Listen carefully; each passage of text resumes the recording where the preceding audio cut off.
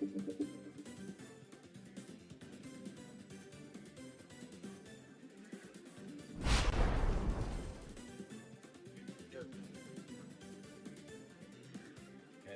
is a vote.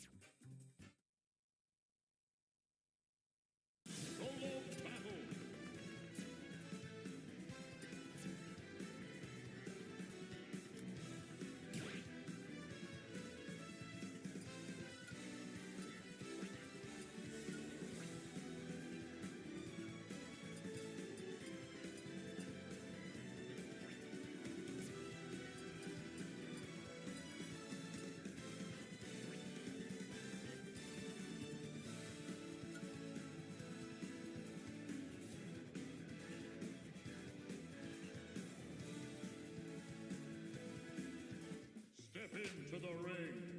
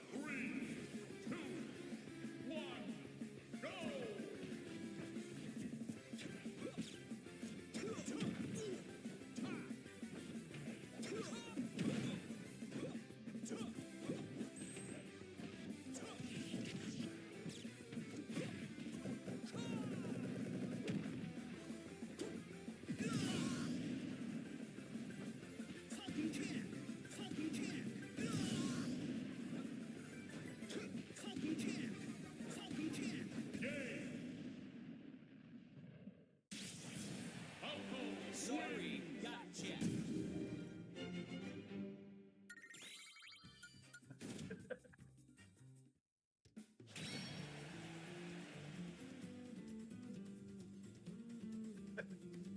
Your ass with the shitty ass internet connection. I mean,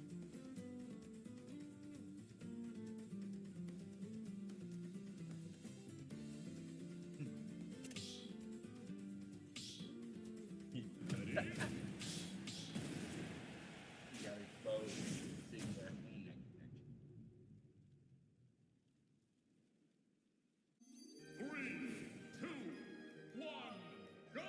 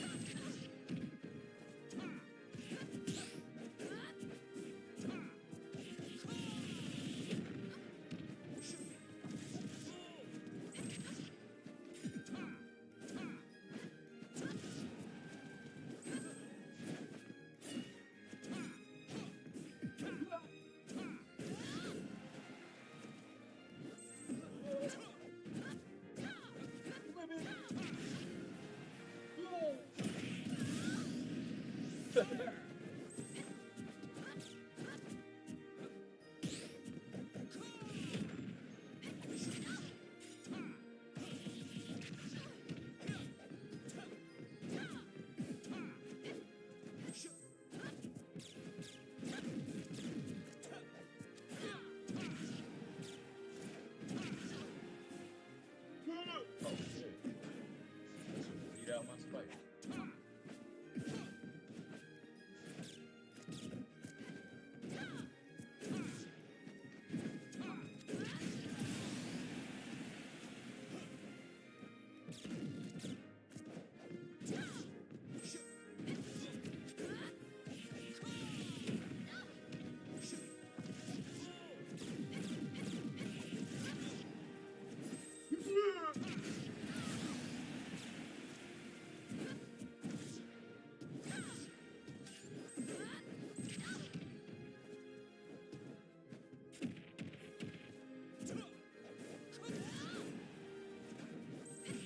Who's grabbing the earth hole?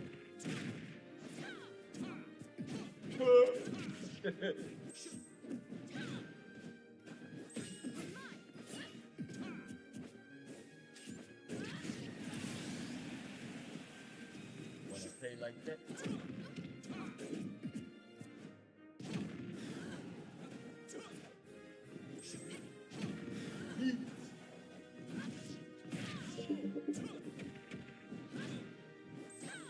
Don't try it.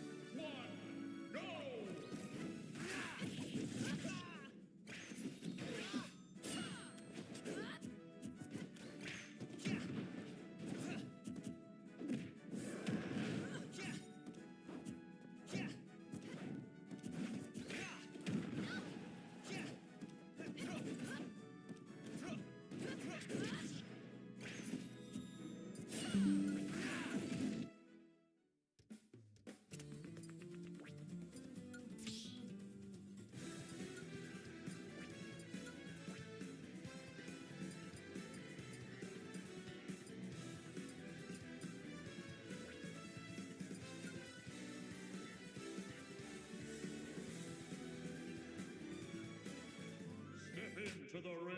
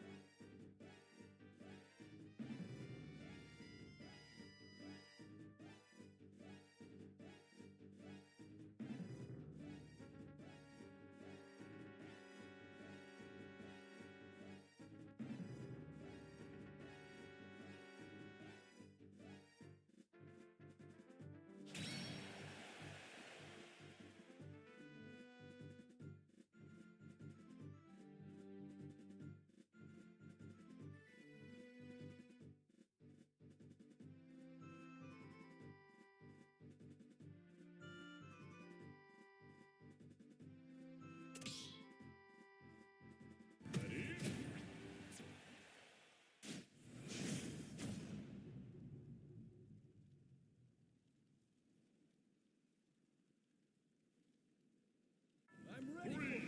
3, 2, 1, go!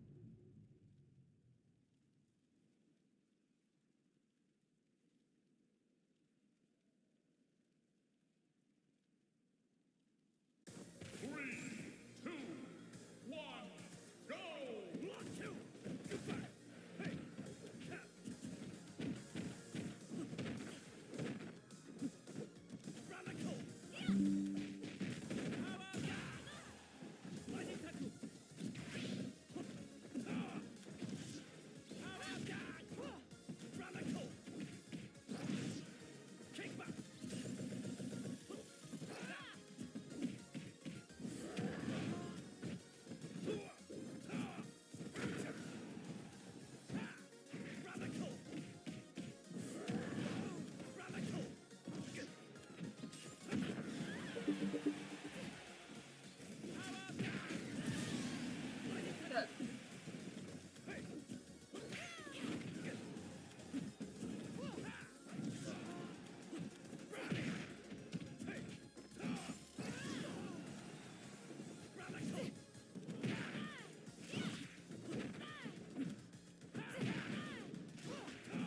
Are you okay?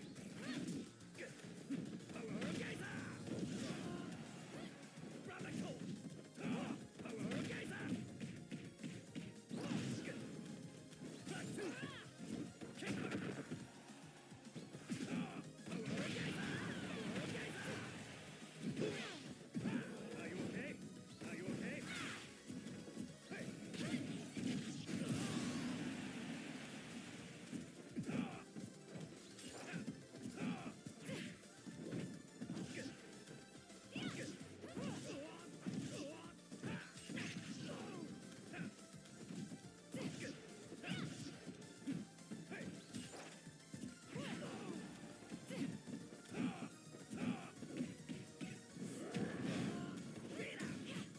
okay?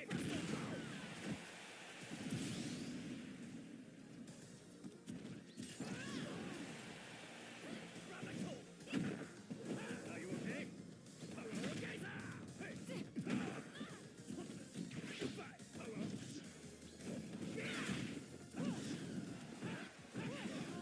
Kick back!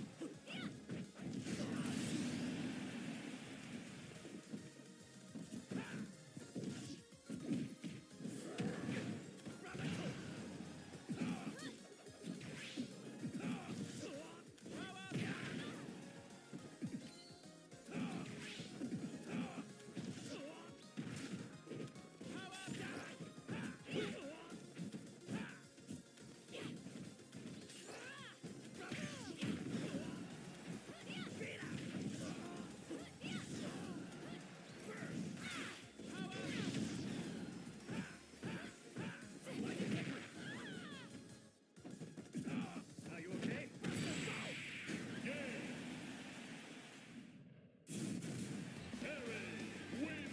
Okay!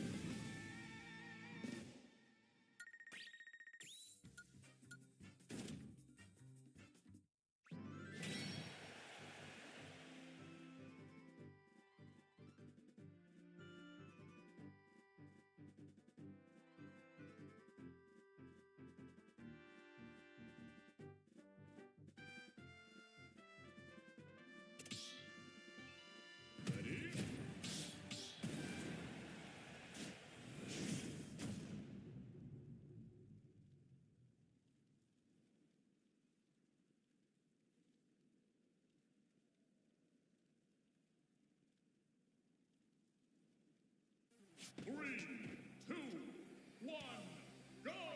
1, 2, goodbye! Radical!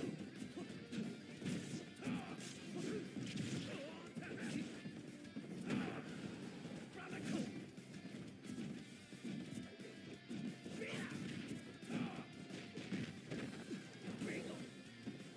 Power down! Radical!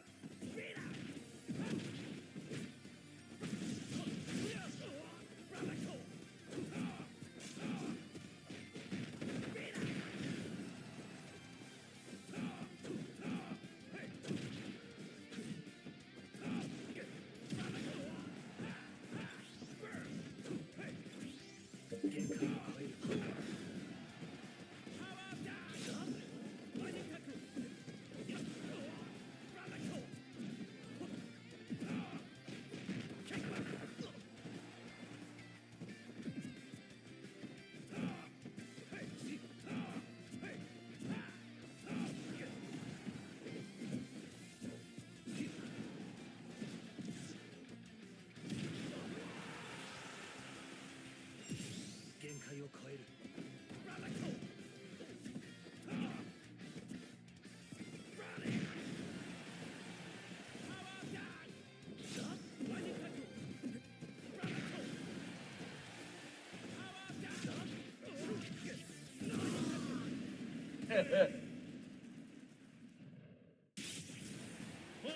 お前に俺は倒せない。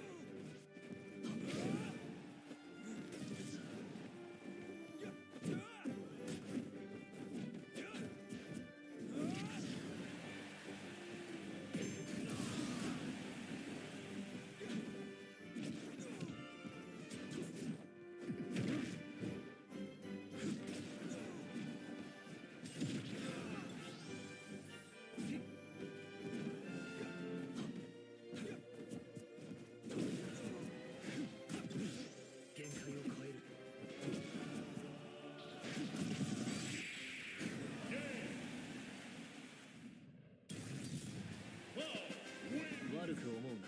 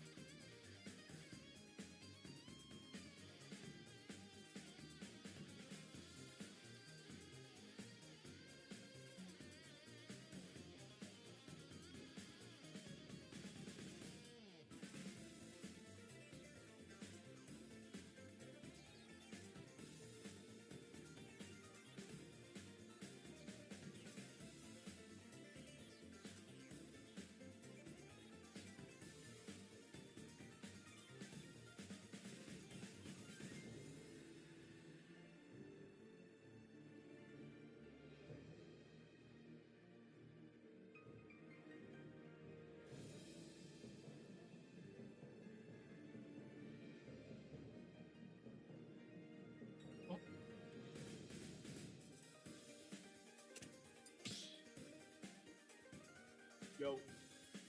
Must be work.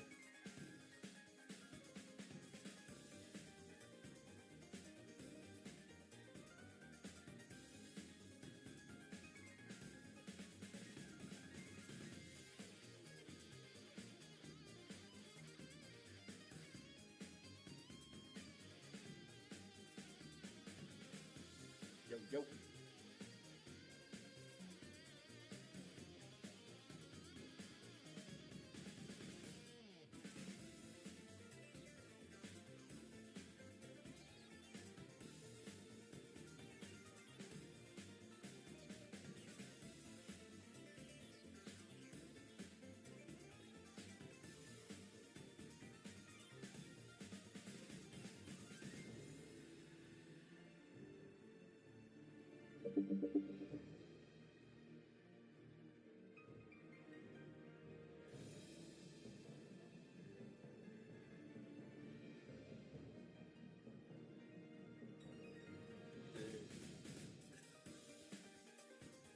Nah, it's cool, bro.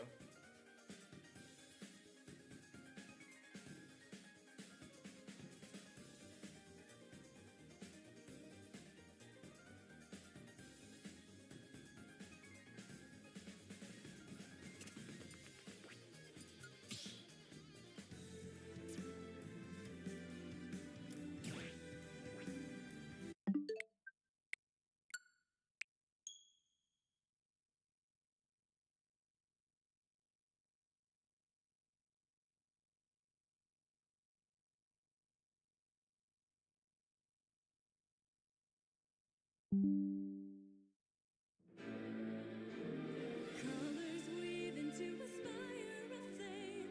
Distant sparks call to a past still unnamed. Bear this torch against the cold.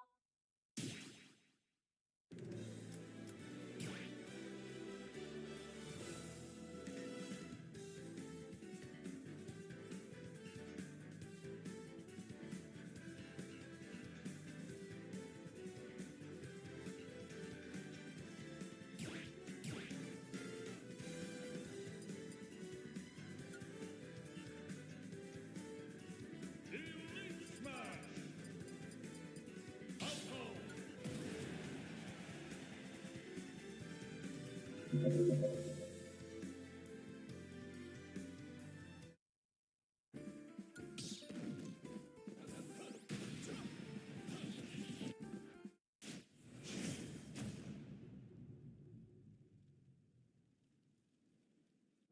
Three, two, one, go!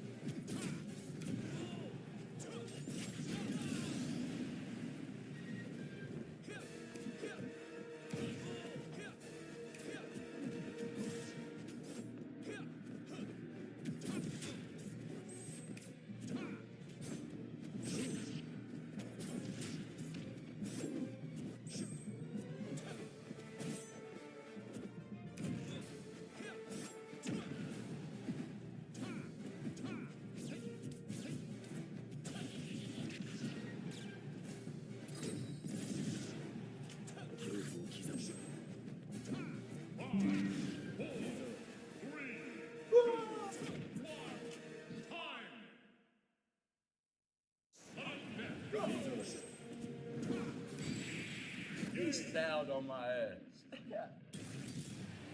その痛みで私を思い出す。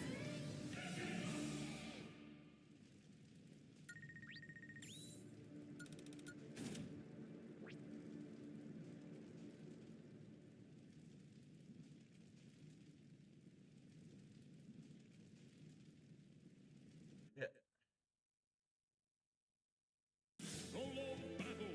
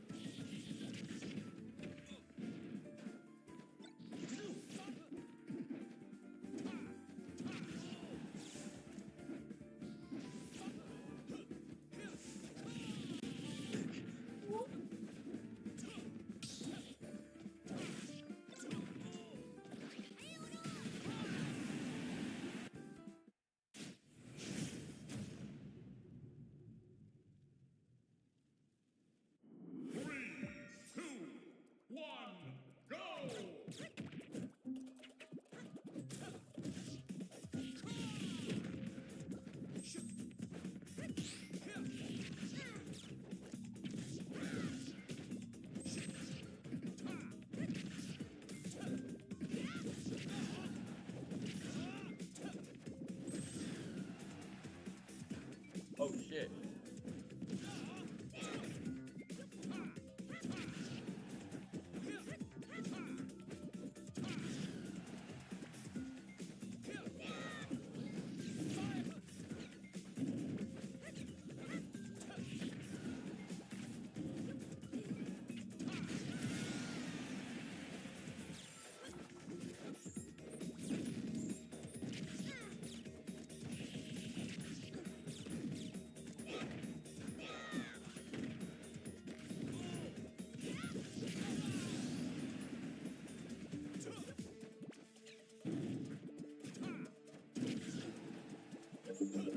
Oh.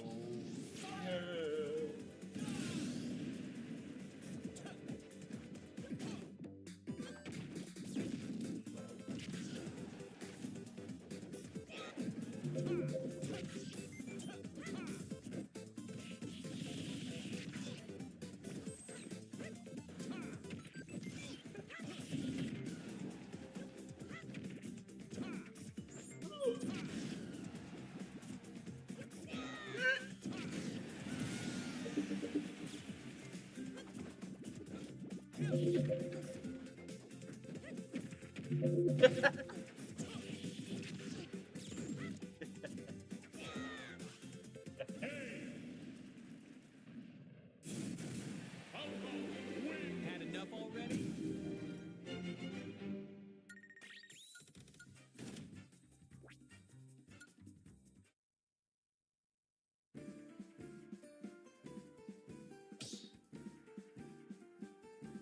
Piece of cake.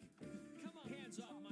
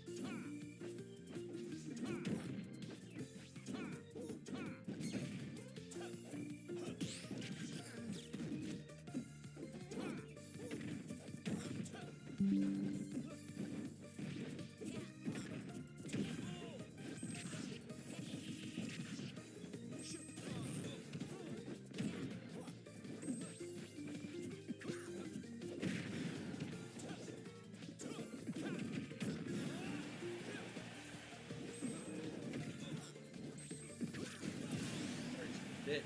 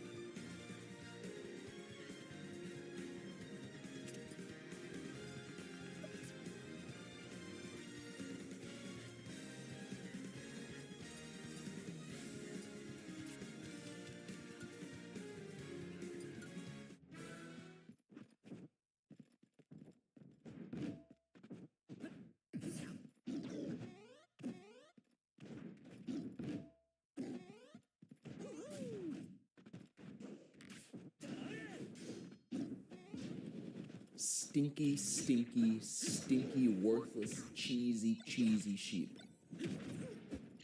Okay, hello everybody! Yet another video where I'm babbling about something that everybody already knows. Still don't care. I just want to squeeze you. Just want to. Thank you guys for 90,000 subscribers. What? Good Lord. But listen, man, you see the title. I want to say out to you guys about how it feels like the internet lost its soul. You guys know me, man. I talk about this type of stuff literally all the time, but wanted to touch up on it a little bit more, man. I got an itch I need to scratch.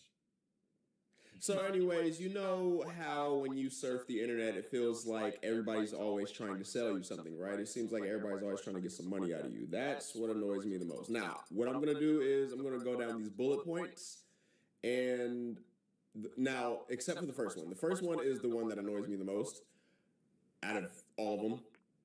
Like, dude, oh my God, just fucking thinking about it just makes me want to punch a hole through my monitor. But all the other bullet points, they're on the same level as each other, except for the first one. The first one is what annoys me the most, and it's over all these. Okay? I have said before in the past that if there was no monetization, there would be a lot less content creators. I'd still stand 10 toes on that, man.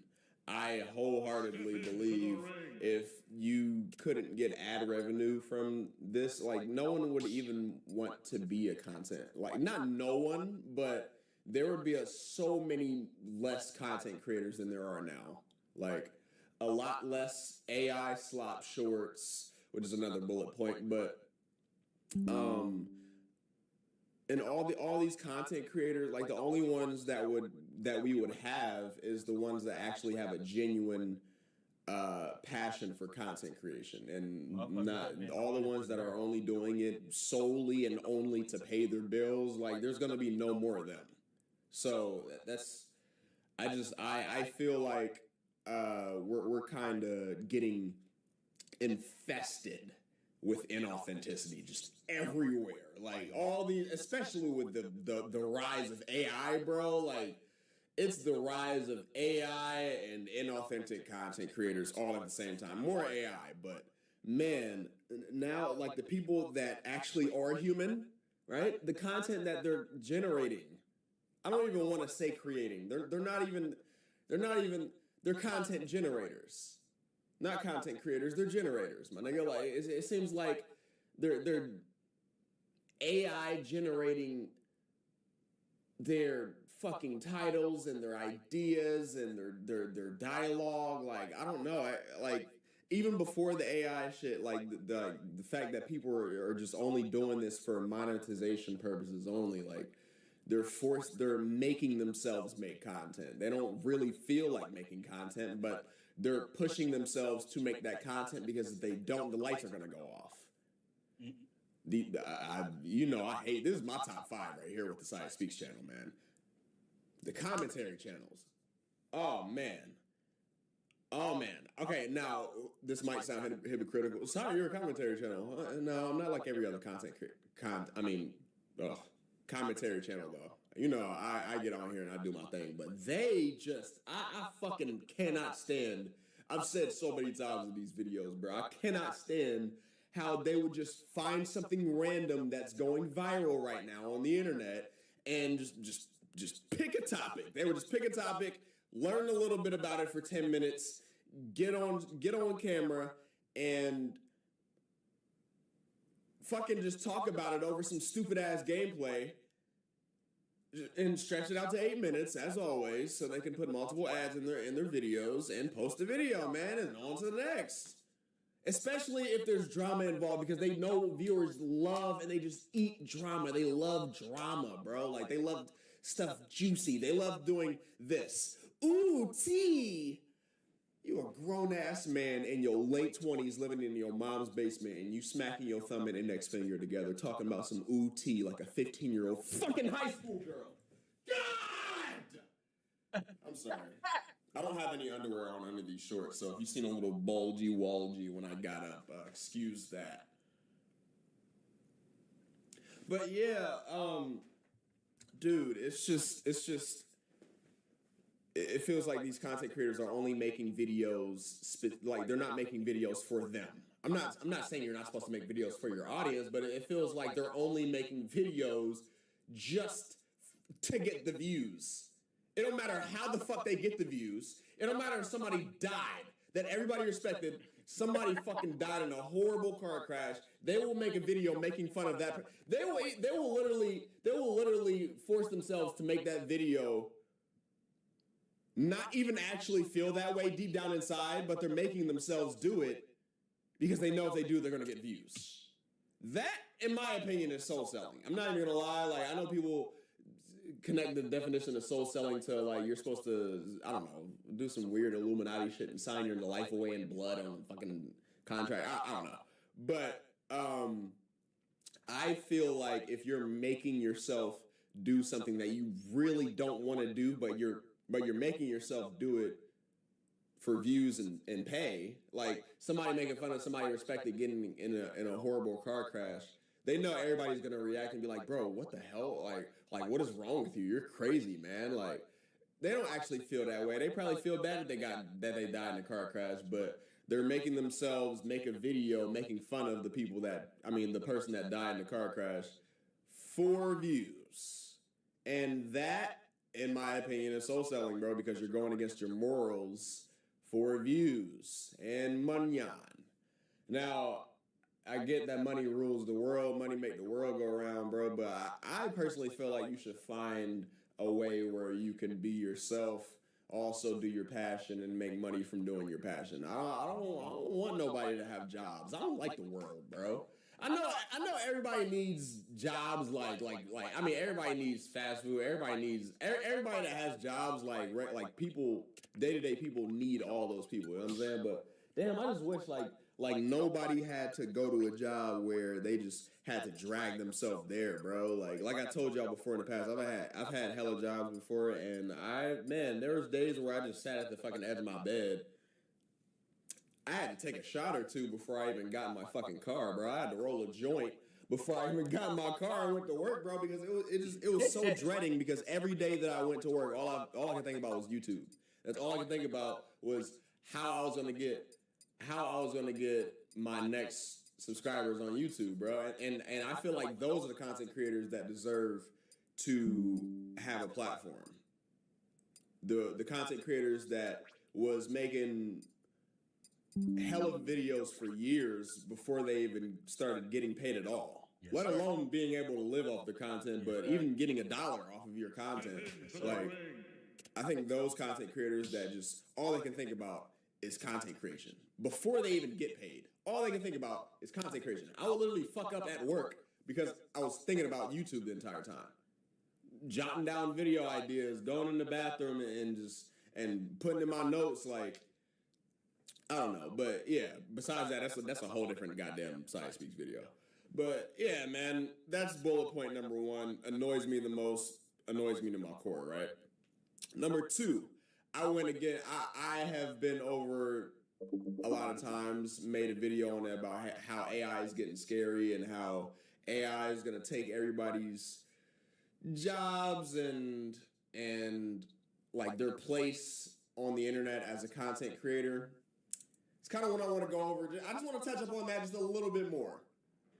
AI, bro. Oh man, everybody knows how horrible it's getting, but it's taking the creativity. Like, now they're talking about, well, what if AI could create a movie for you guys? No, guys, please don't go and watch an AI movie. And the thing is, I know people in real life that will go and support that shit just because it's trending. I'm telling y'all right now, it's gonna be some stupid ass fucking AI movie that's gonna come out one day, and it's gonna trend all over the internet. Oh, the big AI movie. Is this the next generation of movies or something? I don't know, man. And then just because some people won't even support AI, but they're gonna go watch the movie because everybody else is gonna go watch the movie. I cannot stand that shit, bro. But yeah, AI is gonna take over, and hopefully it doesn't get. You guys see how realistic it got, man. Same example that I use in the AI is getting scary video about how that video of Will Smith 2 years ago eating that spaghetti. Like, you see him eating spaghetti now, it literally looks like Will Smith eating spaghetti. Like, you damn near can't even tell the difference. Imagine how crazy it's gonna get in 5 years, 10 years. You might not even be able to tell the difference between, Saya Speaks and AI Saya Speaks. Next thing you know, I'm on the corner with a thong and high heels on, selling my pussy on to pay my fucking hotel fees. I don't want to do that. Anyways, let me get off of that before I start getting mad. The last bullet point I want to get into is indirect begging on live streams, bro. Oh my goodness. Now, you guys know. As a matter of fact, I'm not even going to lie to you guys. Because I have such a passion for streaming, this might be on the same level as the first one. I'm not even going to lie to y'all, bro. Now, this version is less annoying to me than the second version, right? Okay, so we're going to go over the first version first. The first version is people going on, TikTok lives and YouTube, mainly TikTok live, but really every other platform, they're always begging for money, bro. But TikTok lives of people just getting on camera, grown men, they get gifted. They're just sitting in front of a camera for like 2 hours a day, and they get a lot of money from this shit. Like, I don't understand how you guys' brains are so mushy-mashy that it makes you want to give money to these types of people. I don't get it. Give money to people that actually deserve the money, man. Like, they make good content and they've been here for a while, and you respect them so much that you want to support their journey, my nigga. Like, what the fuck are you giving money to some random 44-year-old man sucking a dick talking about thank you for the hot dogs?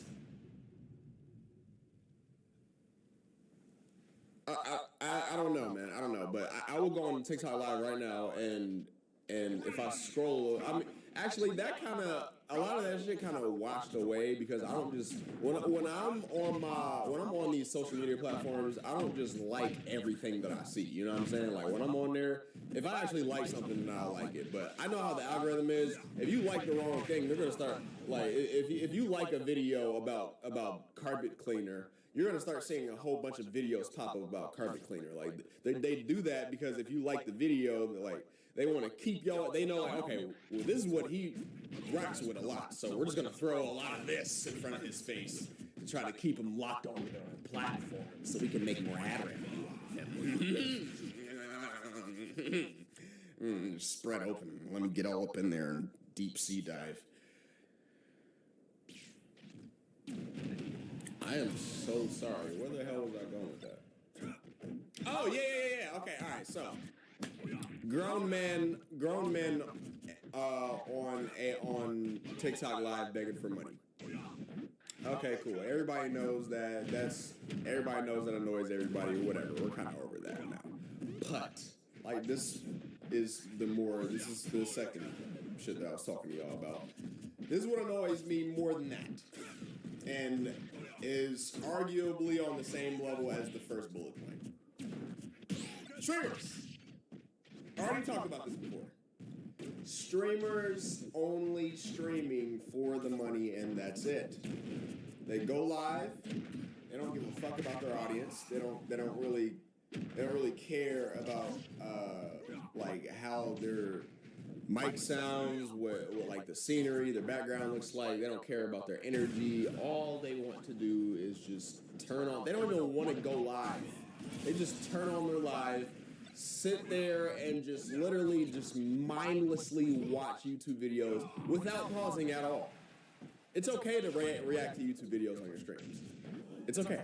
But when you just sit there, don't give any commentary at all. If you're not gonna pause, at least talk over the damn video. Like, I mean, not like constantly towards the point where you can't hear the video, but like if you see a little bit of dead space, smack a few words in there, man. Like interact with the people. Like, they didn't join your stream to watch you watch videos. And if you did do that, only to the people that watch streams. If you did do that, you need to go outside and like go get a Snickers or something. Because that's out of fucking whack. But yeah, like they get on stream and there's. Have y'all seen that? Oh my god! I talk about this shit all the time on stream.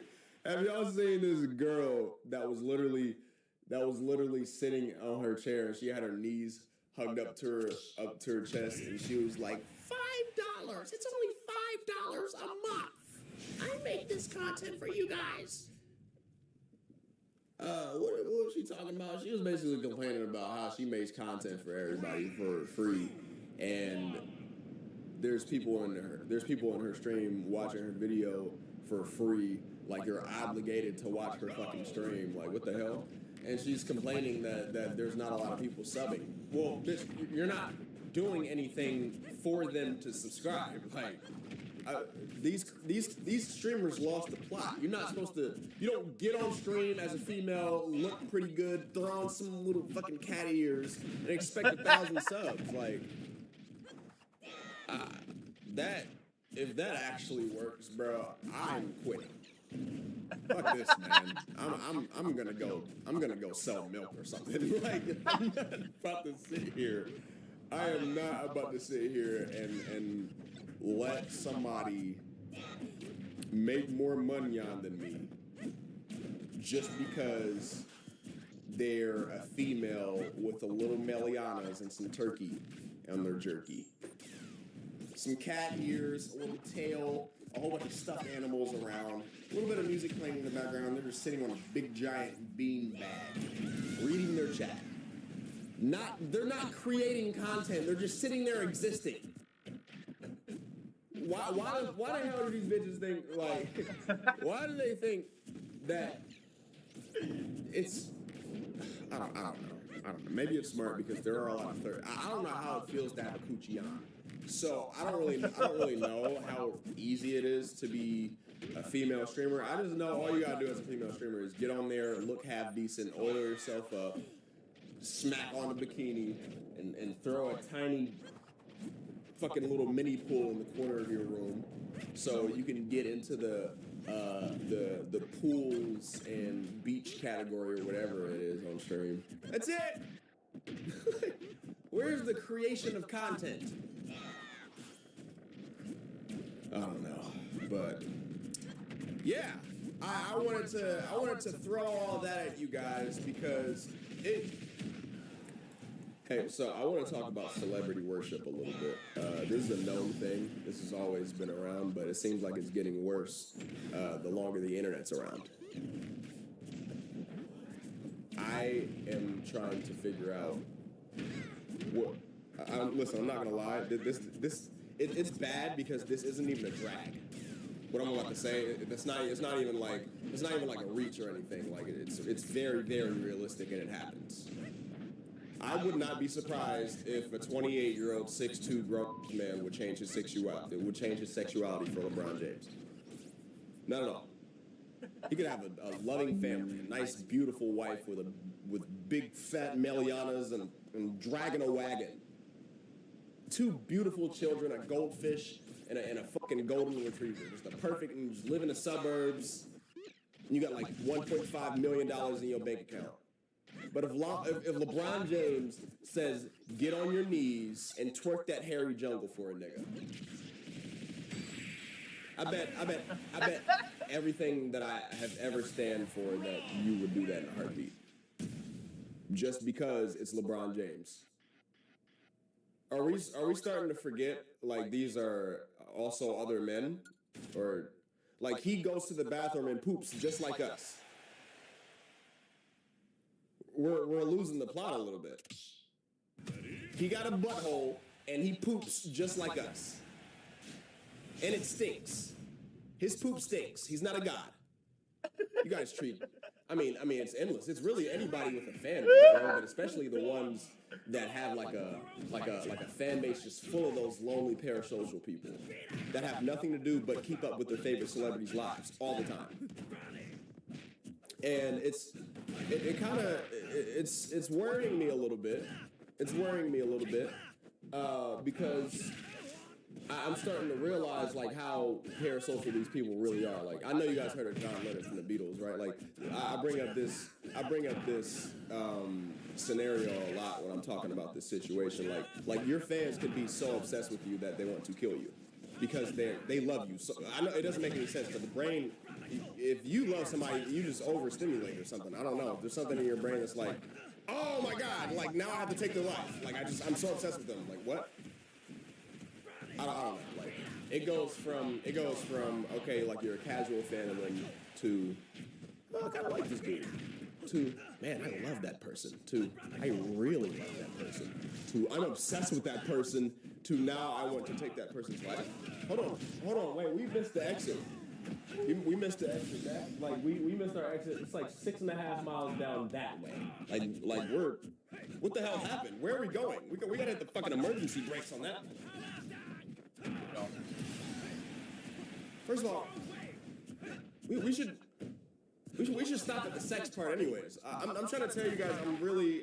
A lot of people like to discredit a lot of the, or not take too serious a lot of the things that I say on this channel because I don't feel like going and taking screenshots and screen recordings and put it into my videos. And you guys know I just like to turn the camera on, sit here, talk my shit, and get off, right? But you can choose to believe me if you want. This is very real. I'm not about to sit here and do hours of research. You guys can do that on your fucking own. But I've seen it before. I've seen people all over the internet. And my IRLs. I actually know people. I know y'all have been through a situation like this. Peep this. You guys will 100% know about this right here. So y'all ever got something going on and like your friends or peers or whatever don't really support it all like that? Say you post a picture or something on Instagram, right? They don't repost or like or comment on your shit. They'll alert. They'll see it. They might not engage because they don't want to seem like a writer, but they'll turn around and post a fucking picture of NBA YoungBoy 5 times on their story. What's up with that? You know what I'm saying? Like, I'm trying to tell y'all, bro. And again, this is something that's really common, and everybody knows about it. Sorry, why do you talk about things that everybody already knows? Hey, listen, I already know you already know about it, but it pisses me off. And it's if it pisses me off to the point where I want to get on here and bitch about it, you know? But it seems like people love people more if they don't personally know them. It's crazy. Like it's weird how like humans are. Like I bet you there would be like a fanboy or a fangirl of anybody, and they would love a celebrity like crazy until they met them. If they met them, it would probably skyrocket for like temporarily, and then they would get comfortable. They'll get used to them being around, and then they wouldn't give them as much as respect anymore as they did before they personally met them. You know what I'm saying? Like that could have to do with like the whole never meet your idols thing. I know there's been cases of fans meeting their idols and they're not the person that they think they are. And that's why I keep trying to express to y'all to just be yourselves, because the same person that y'all see on this channel is exactly the same person you're gonna get in real life, bro. Like, just whatever you see on here is what you're gonna get, man. Oh yeah, hold on, I want to bring this up before we even continue. I don't know if I already did because I had to take like 2 takes on this video because I'm just getting over this cold. I already told y'all that in the last video, and my voice had messed up a couple times, so I had to down a whole bottle of water so I can prepare. I don't know, but bro, again, I know it's my job to keep repeating this as a content creator. It's my job to keep all the new viewers updated because there's new viewers on every single post. Every stream there's new viewers, and every post there's new viewers. Oh yeah. Quick promo for that too. Follow me on Kick for the streams. But on my last video, I pissed off like so many people in the comments because they're like, bro, I thought you were gonna. I mean, that's obviously fake. I mean, come on, man. I thought you were gonna like give us some news about the game or something, man. I thought it got delayed or yo. First of all, okay, I made again. My channel is like I get breath of fresh air comments a lot. Thank you for that. But my channel is literally just me sitting here talking, bro. Like, I literally told y'all that I was chilling on my phone and I seen a post and I said, I hope it isn't real, but I'm just making a video to talk about what I seen because it ruined my fucking day if it is real. Right? But there's people in the comments thinking, not even knowing like the type of videos that I make, not even knowing that I was driving home one day from playing basketball and fucking geese fucking waddled past my car and I got so annoyed that I drove home and made a video about it and it's literally still on my channel right now called I Can't Stand Geese. Like, we're not understanding, and I hope, okay, listen, I'm gonna give my viewers a job, right? Oh, I should have censored that. Oh man, hope I don't get a strike. But all my subscribers on this channel, man, I want you guys to work for me a little bit, right? So in the comments, whenever you guys see someone, I'm not asking you to dick ride, but if you watch my channel, you know how I am, you know? I'm not like a credible news source or anything. I just talk about things that piss me off or that I want to make a random video about. I have to continue. I understand and I apologize that I've been repeating this in like 90% of my videos since I started this channel a year and a half ago, but you guys have to bear with me. All my regular viewers know what I'm talking about. You guys got to bear with me because there's new viewers on each video, so I got to keep doing this. They got irritated because I brought up that post and said that it annoyed me and it ruined my day, and they just I'm like, I don't know, man. So just repeat myself one more time. I am not a fucking news like updates channel or anything. I'm not like. I could make a video and be completely wrong. I could be completely wrong, bro. I can make a video saying the sky looks green and it's not green at all, and you go outside and it's blue. Still post a video about it if it looks green. Hey, I might just be too fucking fried that day. But people aren't used to channels being this like human and natural and raw. They're used to YouTubers having a certain accent and putting on an act, and y'all know I'm just here to talk. But yeah, aside from that, back on topic, right? I have IRL friends that have in the past left me on delivered, and then they went under a certain rapper's comments and was spamming their comments, and it was like in the same day. It wasn't like they did the comments first and then they left me on delivered. Like they just randomly got busy out of nowhere. No. Like I remember texting somebody.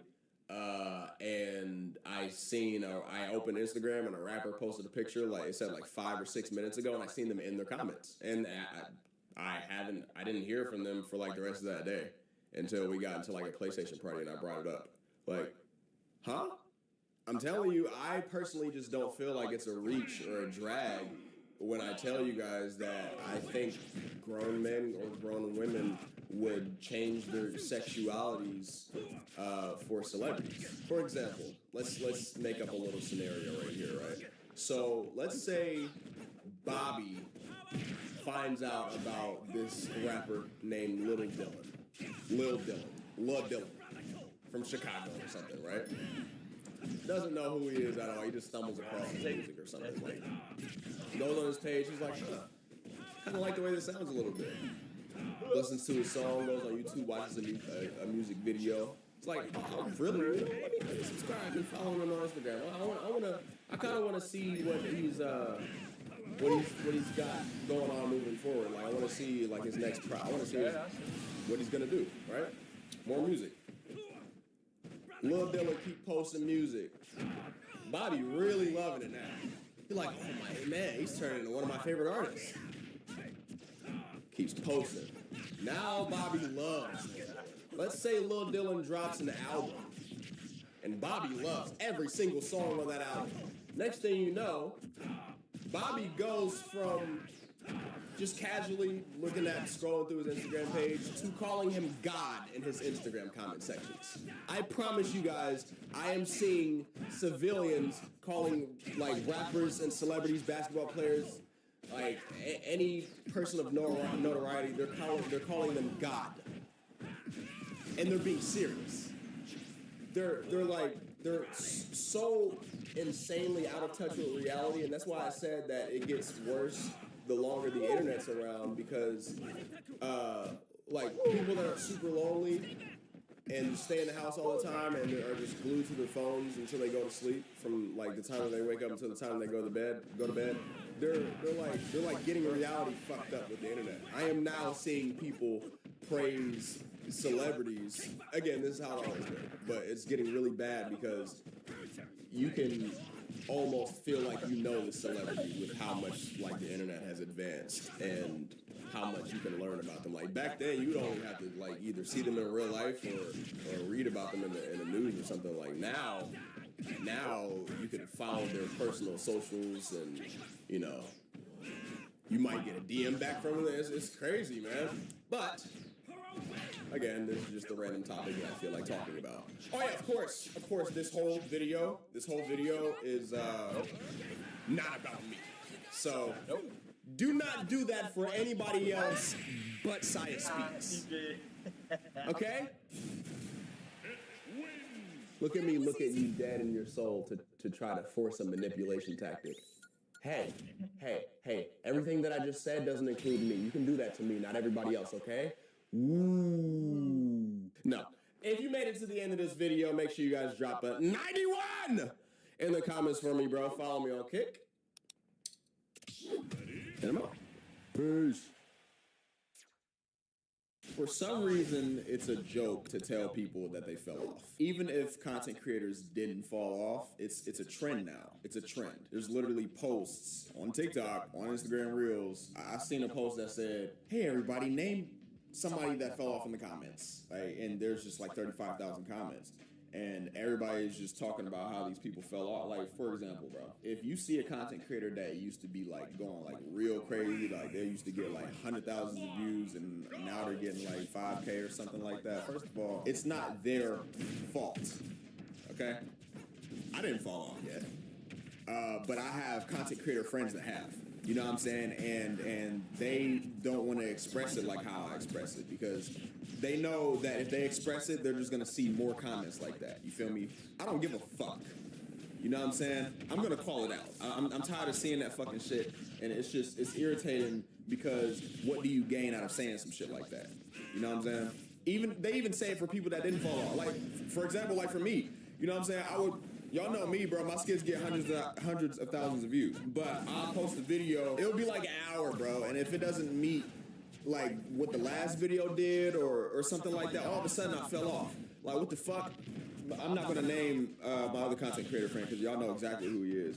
But we was just having a conversation earlier about how fucking annoying reading that shit is. If one person says it, even as a joke, somebody else is gonna dick ride, read that, and wanna make it like a chain in your comments. You know what I'm saying? Now, people might be saying like, yo, I mean, why do you care about that shit? That's engagement at the end of the day. Don't you want comments? Bro, y'all brains are so smooth, bro. It's like y'all brains is running out of wrinkles or something. I don't know what the fuck is going on, but niggas will read the comment fell off, and then if it becomes a trend in your comments, your brain will automatically think like, oh, this nigga fell off. And I know some of y'all might think this is cap, but it's the truth, bro. People would see that term in your comments a lot, and they would like think that you actually fell off and want to stop watching you because they don't think they're your quality anymore. Bro, y'all might think I'm bullshit, and I'm telling y'all, it's actually the truth, man. It happens with a lot of content creators. And y'all might think that shit is a joke, but like, even fall off or not, people don't want to read that shit. You know what I'm saying? What do you actually gain? What do you benefit from saying that shit in somebody else's chat or somebody's comments? You know what I'm saying? What do you think they read that shit and be like, you're right, man, I gotta get back on my shit. No, nigga, we don't want to we read that type of shit, even if we didn't fall off or if we did fall off. You know what I'm saying? We don't want to read that type of shit as content creators. I'm not speaking for myself because I clearly didn't fucking fall off, but I'm speaking like as content creators as a unit. You know what I'm saying? I want to speak for all of us. Like, they don't want to talk about this shit. because they scared like that they're just, if they talk about it, niggas are so dick righty that they're just gonna get more of those comments, which is the truth, but I don't fucking care. I'm gonna fucking talk about this shit. You know what I'm saying? It's annoying, it's irritating. Please stop fucking doing it. Like when people come into streaming chats and shit and they say shit to purposely piss you off, like, and then when you get mad at it, or when you get mad at them saying that they fell off or something, they're like, bro, it's a joke. Can you take a joke? It's not. Why do people, that's another thing, bro. Why do people say shit like that? It's not a joke. Jokes are like meant to be funny, bro. You know what I'm saying? How is blatantly telling somebody, you fell off, you're washed, you're not where you used to be? How is that a joke? You know what I'm saying, bro? Like, us content creators don't want to read shit like that. Another thing that people do is not only do they only judge the quality of your content by your numbers, but they only look at the numbers. You know what I'm saying? This happens on YouTube too, but if you're a streamer and you average 500 viewers and it's late at night one day and you only have like 200 people in your stream, your comments are going to be infested with, why is there only 200 people in here? Dead stream, L stream, boring, do something else. Where are all the viewers? Why do you give a fuck about our viewers? Why do you care about the view count? Why do you care about the fucking numbers?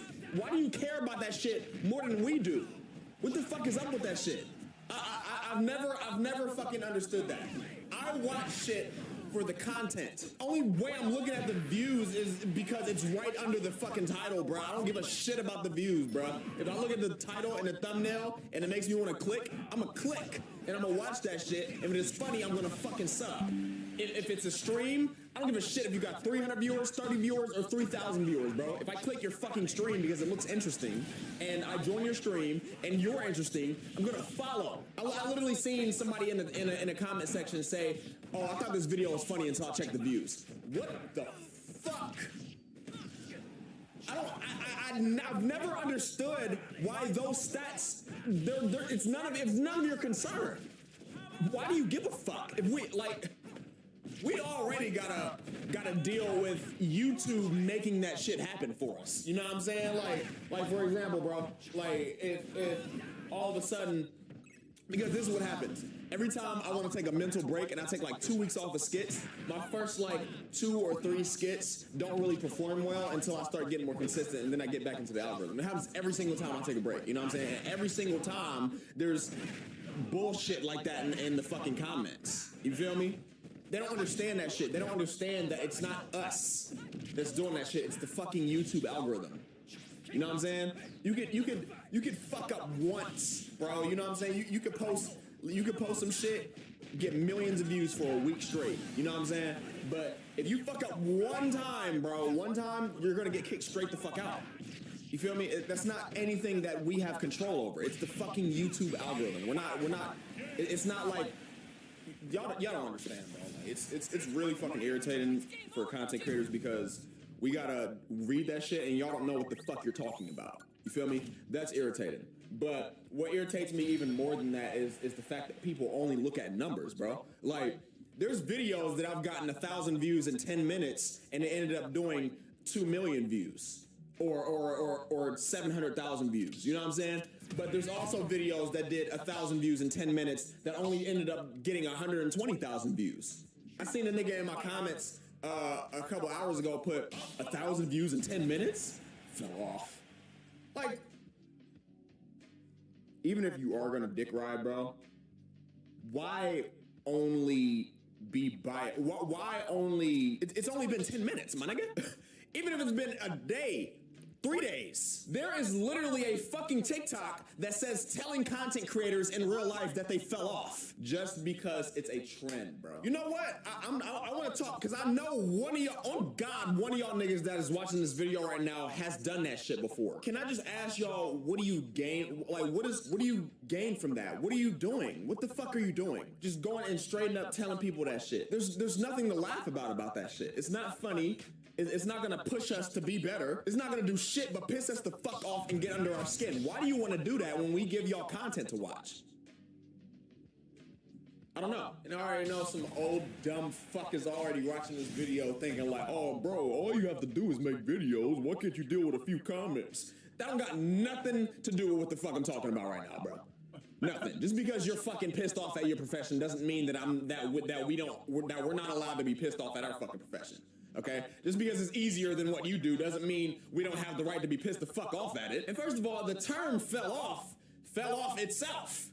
It doesn't have as much as worth as it used to have, bro, because it doesn't even make any sense now because TikTok ruined it. I'm about to just use this. I'm not gonna say him because again, y'all know exactly who he is, but dog gets fucking 400,000 to 1 million views every single time he posts a video. You know what I'm saying? This one time he decided to post this long ass compilation of all his videos put together. Of course, that video is gonna have less views. But sometimes those types of videos pop the fuck off because the YouTube algorithm just decides whether they want to push it out or not. But sometimes they don't do as well, bro. And it's a really high chance they won't do as well because of this generation's attention span. The video is like an hour and a half long or some shit. You know what I'm saying? But the top fucking comment, not talking about the video, the top comment was talking about the views, talking about how he only has this amount of views in this amount of time, and everybody's in his comments like, facts, bro fell off, facts, bro starting to fall off.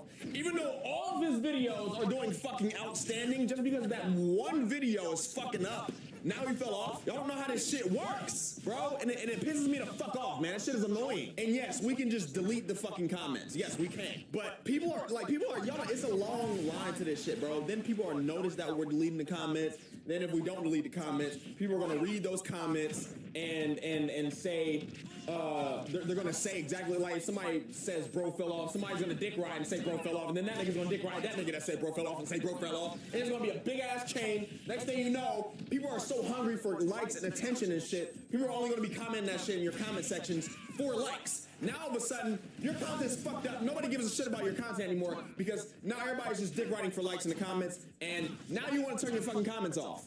Now, if you turn your comments off, niggas are gonna get on you for turning your comments off. They're gonna be like, bro, you can't handle some comments. Why are you turning the comments? Like, y'all have no idea how mentally straining it is being a content creator and dealing with these fucking stupid, gullible, worthless ass niggas, man. I know some fucking big buff construction worker with a fucking cardboard box tatted on his neck with veins coming out his penis is watching this video right now like, oh, I wish I could sit on my ass and play video games. I'm not talking to your big buff ass. I'm not talking to you. This conversation is only for content creators and people that watch content creators. So bottom line, stop telling content creators that fucking stupid ass shit. It's not us doing this shit, it's the fucking algorithm. Stop. You don't know what the fuck is going on. Like, it's just numbers. What if we hide that shit? Now what?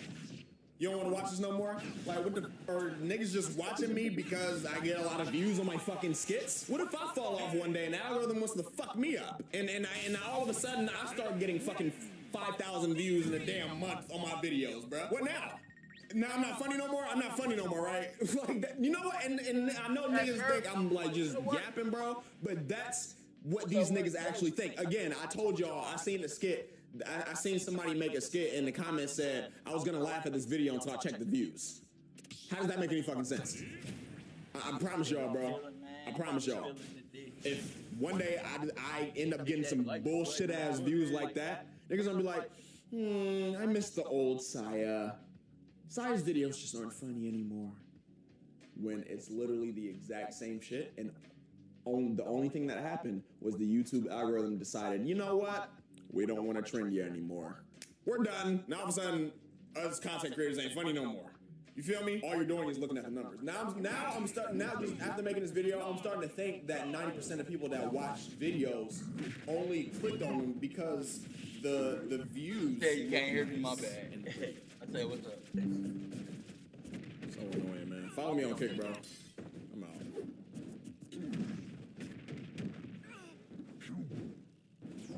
I might have to close my door for this one because I don't want to get kicked the fuck out. Let me tell y'all why every fucking content creator is fake as fucking dog shit, my nigga. I'm going all out. I don't give a fuck.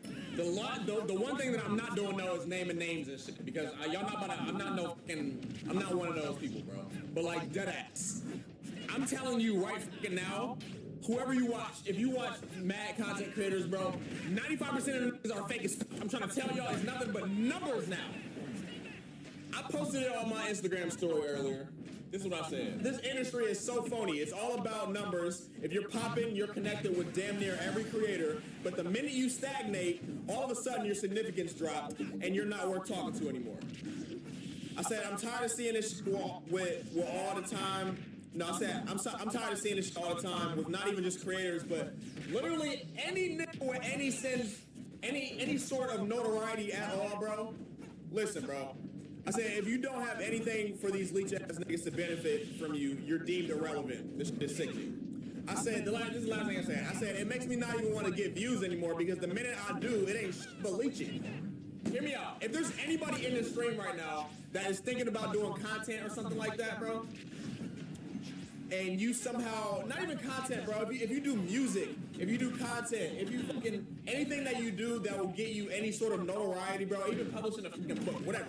If you get any notoriety, I'm telling you right now, people don't give a, people are good ass actors, I'll tell you that. They'll make you feel like they're your best friend, bro, but like actually, if they can't benefit, I'm sorry, I know I'm screaming this, I'm just mad as fuck, low-key, man. Because it was I peeped a few creators.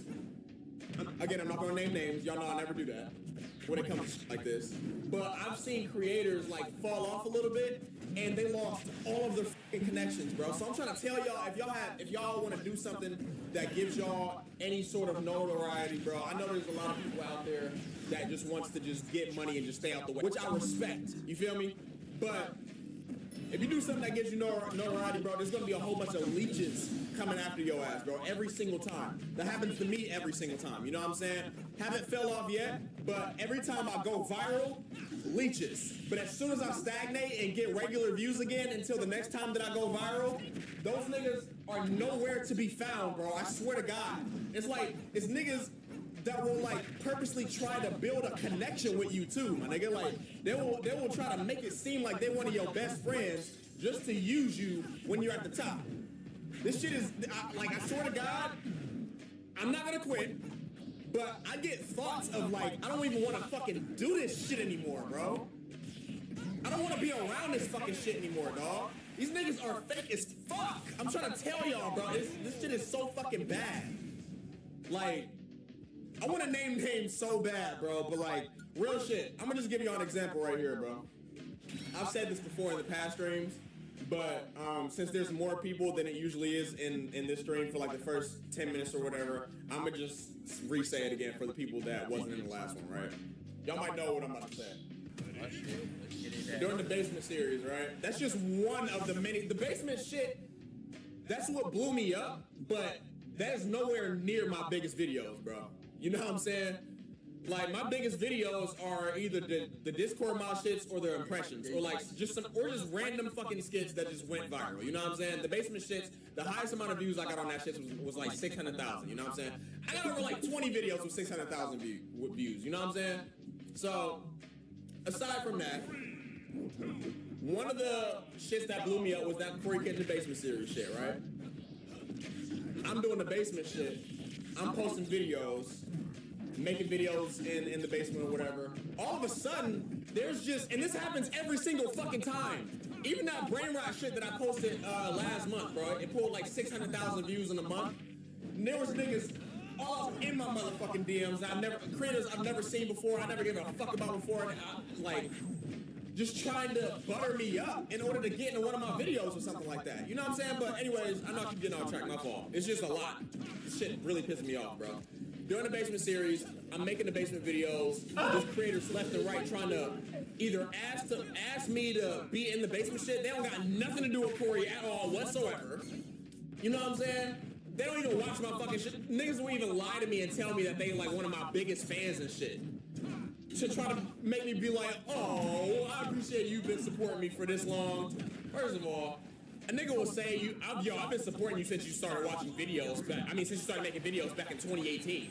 And they only know that because they will look at my YouTube channel and say that it was created in 2018. Like, shut the fuck up, bro. And I'll be like, okay, what was I doing in 2018 then? They were like, well, the same thing you're doing now. No, the fuck I wasn't. Anyways, there would even be creators that would record themselves and put themselves in the fucking basement, bro. What the nigga? I don't fucking know you. There's this one creator, bro. Y'all know him. He makes like animations and shit. I remember seeing him like 2 years ago. He was, y'all won't believe this shit. This nigga was in my DMs asking me to play him in the basement, right? Didn't reply to him because I knew he was a fucking leech.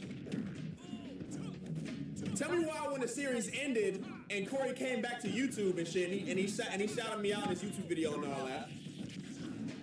The nigga unfollowed me, unsent his messages, and act like he never hit me up in the first fucking place. Y'all get what I'm saying now, bro? Now, that situation that I just told y'all, bro, this happens every single fucking time I go viral, bro. Every single time. And then if I don't reply, I'm being Hollywood or something like that.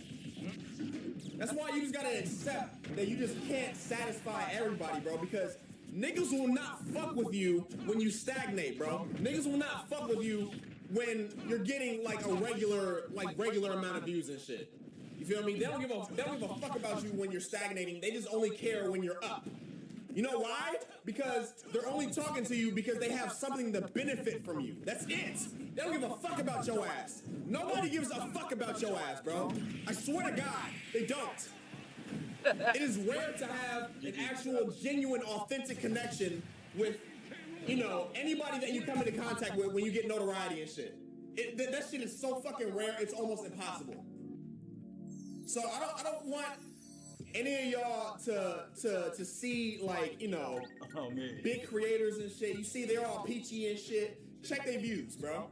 Check their views and see why everybody is just starting to fuck with them. You know what I'm saying? For example, if y'all can see a random streamer out of nowhere just blows up, you know what I'm saying? Maybe he was on fucking some Kai stream or something like that. You know what I'm saying? All of a sudden he just start getting views, averaging thousands in his streams and shit, right? Now all of a sudden all these YouTubers and all these Twitch streamers and shit want to start fucking with that nigga. Why? Because he fuck with Kai. You feel me? I'm just using Kai as an example, but like, that's the type of shit that happens. Niggas that, y'all know, bro, like, sometimes y'all don't even be, you would just be chilling just on the internet and all of a sudden, niggas that you've never seen before would just start popping up on your feed and shit. You've never searched this nigga before, like it's like industry plant-ish type shit. You feel me? It seems like really fake and plastic. You know what I'm saying? All of a sudden, this random nigga is just connected with all these fucking content creators. What the fuck? You know what I'm saying? But just wait though. Wait until, you know, they get inconsistent for like a fucking week and a half, 2 weeks or something like that, and their buzz dies down. Everybody's gonna start being in their chat talking about they're fell off, they're washed, they're not what they used to be anymore, even though it was 2 fucking weeks ago. I swear to God, niggas' brains are made out of like ass cheeks or something. But yeah, there was niggas would be in the comments saying all that dick ridey ass shit. All of a sudden, the content creators just start unfollowing them and shit. Or maybe they don't do that. They're still followed, but if the nigga that such and such fell off tries to hit up those big content creators that followed them while they were buzzing, they're not gonna fucking reply. You know why? Because they can't benefit from you. It's all about, and I've realized that, you know, growing how I've grown, bro. I've realized that these niggas only want to fuck with you if you have something they can benefit from you from. That's it. If you don't got shit, they don't want shit to do with your ass. It's all about profit, bro. It's all about profit. And I swear to God, bro, I'm not trying to sound like no pick me or something like that, man. I'm not trying to sound like no, like, I stand out outside of the crowd type nigga. You know what I'm saying? But like, actually dead ass. You know what I'm saying? I be trying to make connections with these people, these big ass creators that I run into. You know what I'm saying? I be trying to be cool with them and shit. But if I'm not viral at the moment, they don't want nothing to do with me. But all of a sudden, if I go viral, which I am, it happens every single time. And this is for, I'm speaking like in general, you know what I'm saying? Like, when I say me, I'm not only talking about me, I say this a lot, but I'm talking about content creators as a unit. That's what I mean when I say me, you know what I'm saying? I'm not talking about a specific like scenario that happened with me, you know what I'm saying? I'm talking about like just in general, you know what I'm saying? Because I don't want to keep saying that every time I talk. That's why I just put it all on me, you feel me? So, I am all the creators in one. You feel me? I stopped getting views. Niggas don't want to reply no more. I trend. All of a sudden, oh shit, yo, I just seen your message, bro. My fault. I was busy all last summer. Yeah, bro. I swear to God, man. That shit happened with the basement shit with Corey. That shit happened with the Discord mod series. When that Discord mod series was blowing up at the end of 2022, everybody was like, yo, you should feature me in like a Discord mod video or something. Sir. These niggas ain't got nothing to do with Discord at all whatsoever. Why did you want to be in the video? Because it was getting views. It's all about views and numbers. This shit pisses me the fuck off, y'all. I swear to God. I hit up Bruce Dunmore a couple days ago on Instagram, and I was like, it's fake as fuck how all of a sudden your phone just starts randomly getting tapped now that you came back to Twitch. Because remember, he was on Kick and shit. You know what I'm saying? So Dog came back to Twitch, and his first stream had 40,000 fucking viewers. And all of a sudden, everybody that was like on Dog's tip and shit, you know, everybody was anti-Bruce until this nigga came back to Twitch, right? He was averaging like 3,500 on Kick or whatever. You know what I'm saying? Way less than what he had on Twitch. Of course, it's a completely different platform. Niggas are lazy. They don't want to switch, right? First stream back on Twitch, nigga had 40,000. All of a sudden, everybody wants to get unbanned out that nigga's chat. Everybody, you know, like, I'm not gonna name names, but he had like mad big ass Twitch streamers all of a sudden just refollowing him and shit, re-fucking with him and all that. Like, just weird shit, bro. And he told me, he was like, that's just how the game go, and he said he'll just remember the lows and all that, which I respect. But that's insane how, like, it's like that. You feel me? If you want to be fake, stick to being fake. Exactly, bro. Well, like, keep your ass over there. That shit is fucking wild, man. Like, yeah, you would expect him to, you know, of course, have, you know, a good stream, his first stream back on Twitch. You know what I'm saying? But it's just the fact that all of those people that didn't fuck with bro before he switched back to Twitch, all of a sudden just wants to start hitting his phone back up. Like, they was saying all types of shit. But he went back to Twitch. They see me at 40K. What was I saying earlier? Niggas don't want to fuck with you unless they can what? Benefit from you. They seen that 40,000, they was like, oh shit, I might be able to make a little bit of money off this nigga, bro. So they didn't want to tap his phone and shit. Now they want to, you know, hop in his Twitch stream and give subs. You feel me? Like give a smooth little 100 or 50 or something like that, just to get his attention. Like, hey, I'm here. So if you ever want to, you know, get some content in, you know, I'm right here. 40,000. Oh, that's a lot. I could pay off my mortgage for that. Like, bro, this industry is so fucking plastic. Oh my, like, whoa. I'm not gonna stop. I know y'all thinking, bro, like, this might be the end of Zaya. He's gonna stop making content. No, I'm not. I'm gonna keep grinding, bro. But it's real. I just don't like the way this industry like operates at all, bro. It's really fake. And me being the authentic nigga that I am, bro, I just don't feel like I belong, bro, because I can't be fake. I just cannot. I can't fucking do it, man. So I'm in the middle of my stream, right? Of course, like 80% of my viewership dropped because of this nigga, because of Kai Sinat's stream right now, right? So somebody comes into my stream and tell me, there's no way I've seen that. I'm not even gonna edit this out. I don't give a fuck. Somebody came into my stream and said, yo, why are you the first person I've seen not acting like they're in Kai's stream? And I thought they meant like not react, because usually when Kai's streaming, it's like 300,000 people in there, bro. People would react to the stream. They would be on stream reacting to Kai's stream, just trying to get whatever money they can get out of that. You know what I'm saying? The least effort possible to make content. But no, they weren't talking about that. Niggas are literally putting a green screen behind them and acting like they're in this nigga's Kai stream. Look at this fucking shit. We got Gideon doing this shit. There's Canel Joseph doing this shit. What the fuck? We got that Jason the Ween dude, whoever the fuck this girl is. Lacey. What the fuck? Click. What the fuck? And I'm making this video just to show y'all that niggas will do anything for viewership. like, oh man, I might just make. There's no way, only because Kai's having the biggest stream of his fucking career right now. You think that, like, yeah, it's cool to stop by and see what the fuck he's doing and shit, but nigga, do your own shit. Like, there's niggas on here. Like, they're acting. Listen, I know what the fuck these content creators are doing, bro. They're acting like it's like they're like joking around, you know what I'm saying? Trying to make it seem like, oh, I'm with them, haha, it's a joke. I'm really not with them though. No, but like y'all see how since Kai has 557,000 viewers right now, the thumbnail on the browse page on Twitch is Kai's stream. You know what I'm saying? This generation's so brain rot, they're gonna see this as the thumbnail and think that it's Kai's stream. So these stupid gullible ass kids can click their stream and support, so they can get paid. And it's working.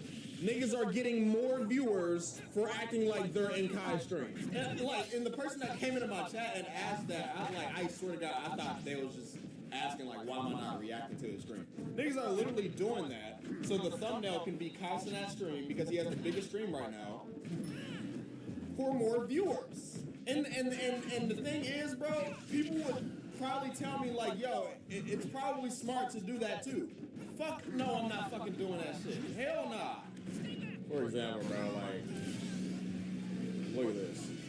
Is it like, I get they're trying to make it as like a joke or something like that, but it's actually genuinely sad, bro, because there's like no fucking originality at all with this green screen shit. Calm down, bro. Let's just chill, bro. It's the fact that it's working. That bullshit ass green screen shit would actually like work. I'm not hating or nothing or none of that, but like I've had people come into my stream and ask me why I'm not doing that. You know what I'm saying? That kind of pissed me off. And then I had one person say that they were glad that I wasn't doing that and I was actually being original. But yeah, that's it. Well, I always say there's nothing that we can really do about it here on that point, but just sit there and take the D. If you rock with authenticity, make sure you follow me on Twitch. Video disclaimer. I am not harassing anyone in this video, nor do I promote the harassment towards them. Thank you. We at Xbox are happy to announce that we are in talks to combine Xbox Game Pass with Netflix for one affordable subscription plan. Wait, what? Xbox is joining Netflix? This is crazy! Yes, we will support tiers of no ad plans as well as ad-supported plans for those who wish to subscribe. Ad-supported plans? Are we really bringing ads to gaming?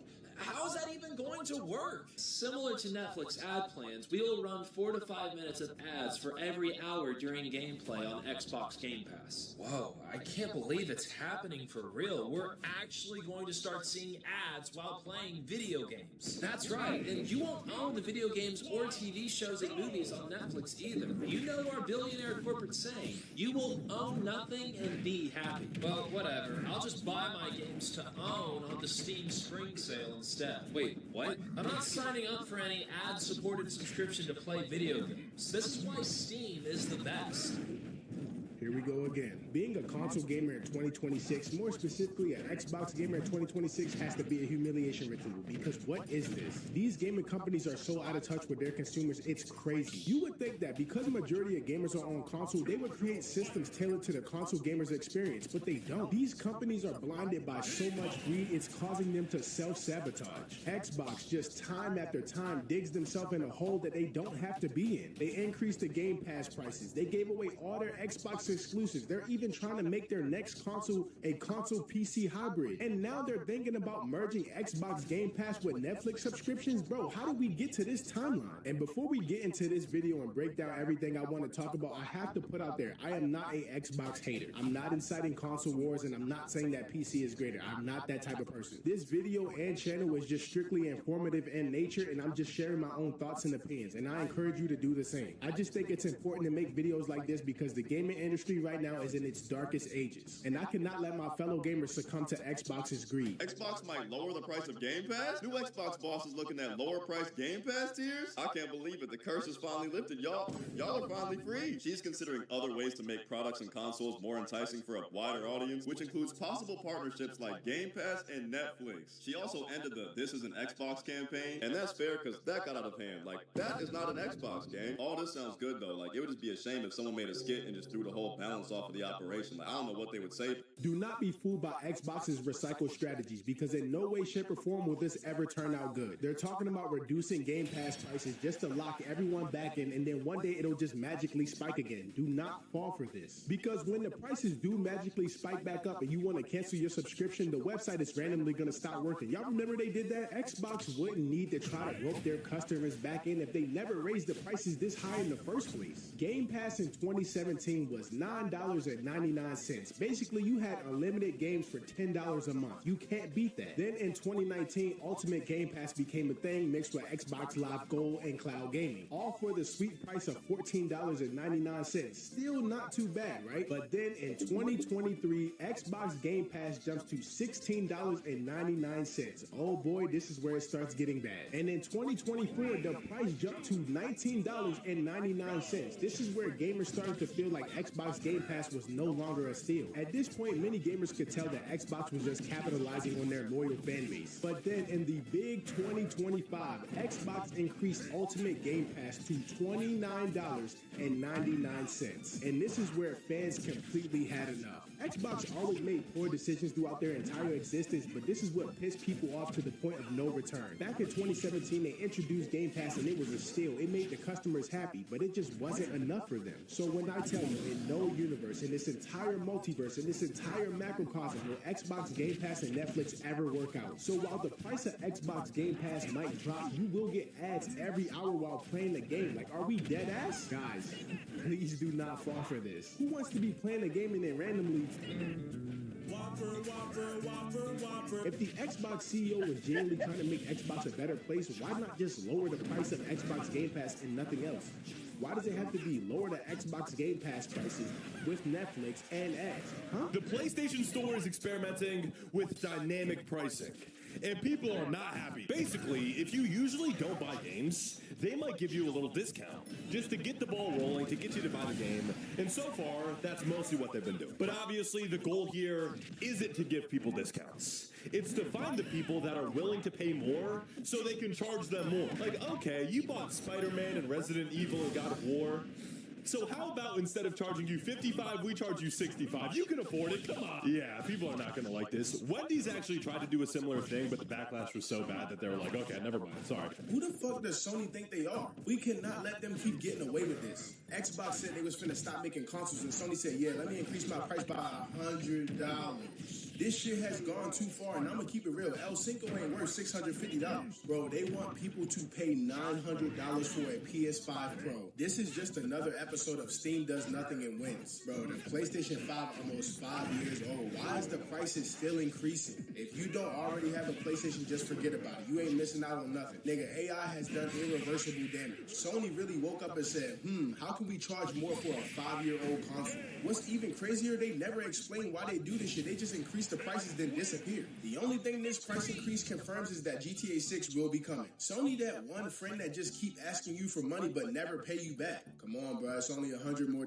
Just buy the console. And what's even crazier, I see Sony foot soldiers in the comment sections talking about just don't buy it then. Bro, Sony actively out here trying to become inflation final boss. If the PS5 Pro is $900 now, the PS6 price is gonna be unforgivable work. This video was gonna be strictly about Xbox, but I couldn't pass up talking about Sony either, because those PlayStation fanboys think it's all sunshine and rainbows over there when it's not. You would think that PlayStation fans know the pain of Xbox players when they used to be able to play online for free, but then PlayStation seen how much money Xbox was making and they did the same thing to y'all. Sony legit seen Xbox's greed with the Xbox Live Gold and thought to themselves, I don't really care about my player base that much or my consumers. I'm gonna tax them to play online as well. PlayStation Plus used to be $10 a month for all its features, but then they merged with stupid PlayStation Now, a feature that was trash, and now you have these tiers of PlayStation Plus with the highest being PlayStation Premium at $17.99. So while PlayStation fanboys laugh at Xbox and swear they're winning the console wars, bro, Sony is literally trying to include dynamic pricing for people who spend more money on games. How are they even getting the green light for these ideas? Sony is replacing PlayStation Network with something even bigger than Game Pass. And from the sounds of it, it's not just games. According to a leaked internal email, they want to put everything Sony owns into one service. That means games, but also movies, TV shows, and anime through Crunchyroll, which they acquired back in 2021. Let's be honest, nobody's asking for more subscriptions. And PlayStation Plus Premium is already $160 a year. This PlayStation 1 subscription, you're looking at $200 easily. But if they actually pull this off, it's something Xbox doesn't have and Netflix can't compete with. Because let's be honest, that's a real competition. That post you just saw was uploaded 6 days ago.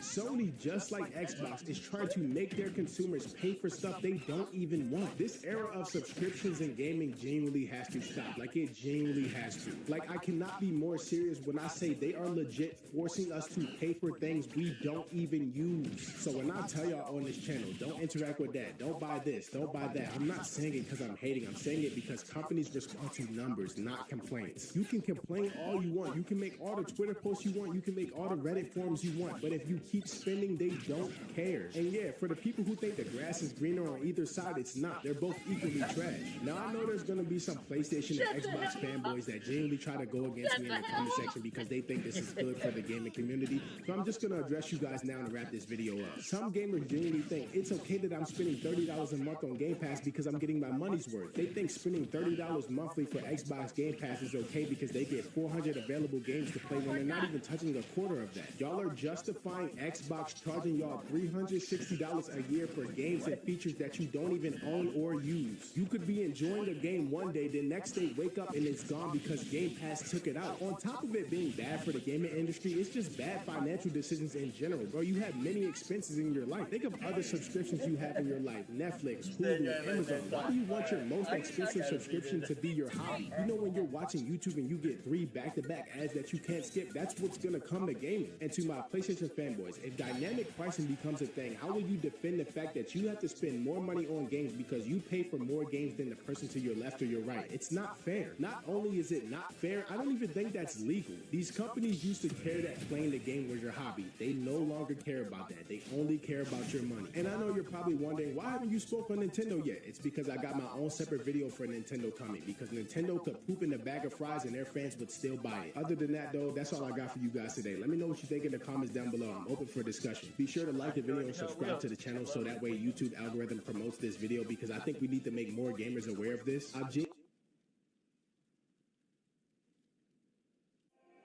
Folks, the downfall of Pooh Shiesty is continuing, and now there's a whole bunch of new reactions, responses, and rumors related to him, his co-conspirators, and even his family. They're saying his daddy is a full-blown snitch. It's crazy. I'm going to break it all down to you in this video. But first, TMZ are now reporting, and we kind of already knew this, but the fact that this is being reported in this way just goes to show you how cooked he is. TMZ is reporting that the whole thing was actually captured on video.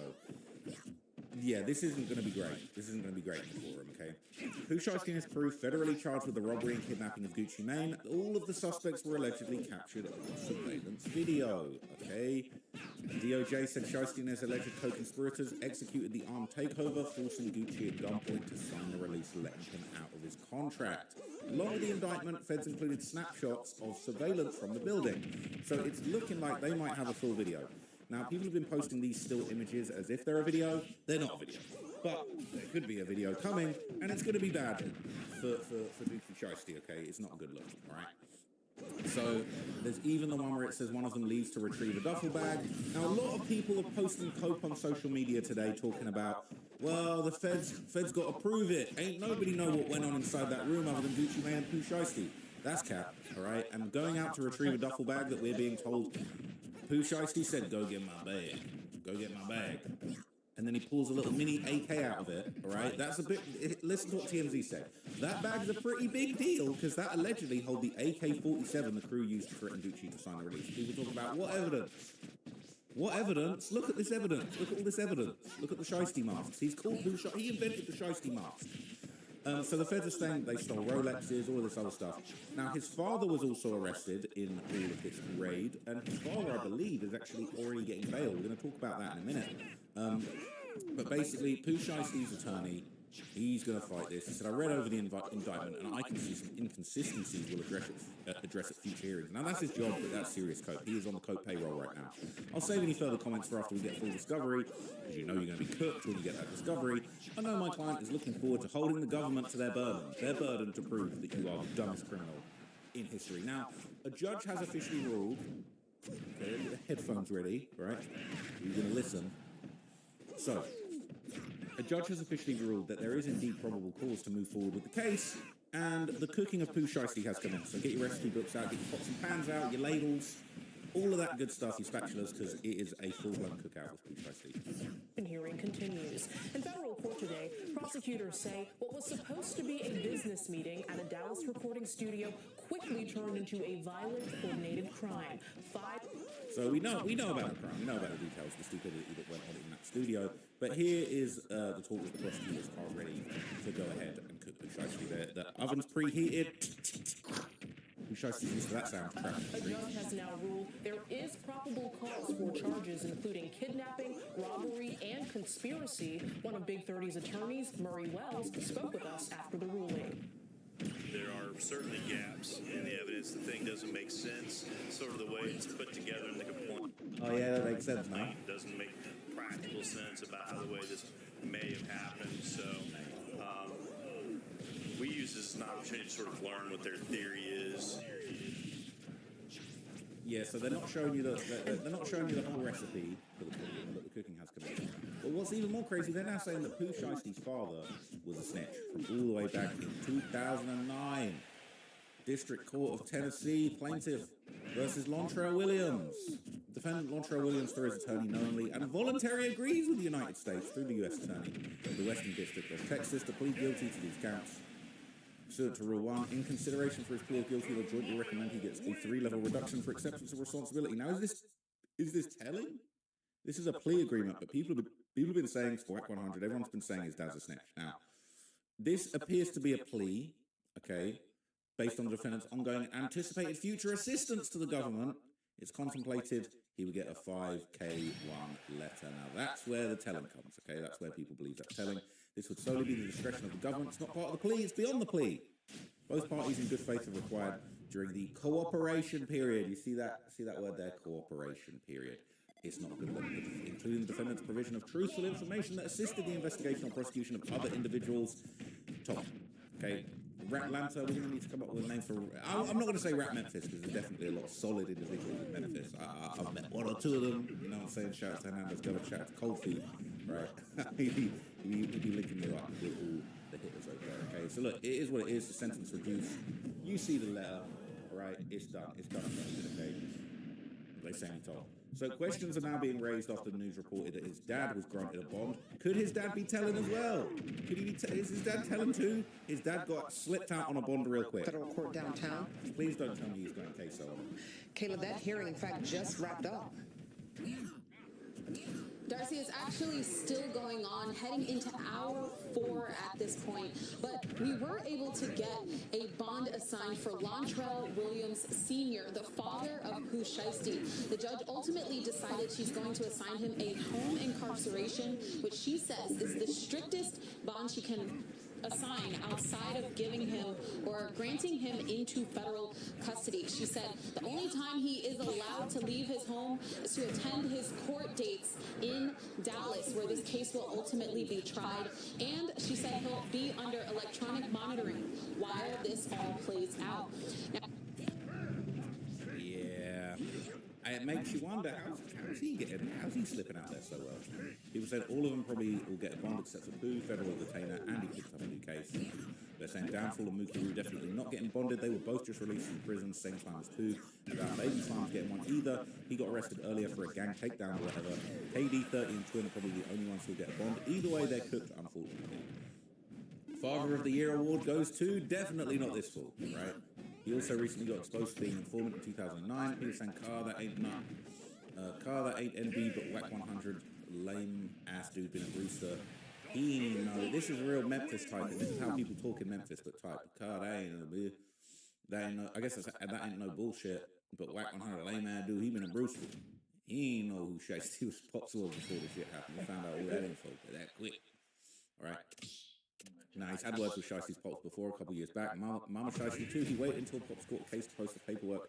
He's had that paperwork, all right? He said to academics he's had it for a year and a half. He was waiting for the right time. Definitely the right time. Shout out to Whack 100 man, because he's good. He's good at fools. Now, there are unconfirmed reports that the feds are involved in the case. The FBI. Driving all those guns and getting the Greyhound back to Memphis. You went from Memphis, Tennessee. You went over to Dallas, Texas. It's federal. You guys put your foot in it federally. It's very, very dumb. Okay.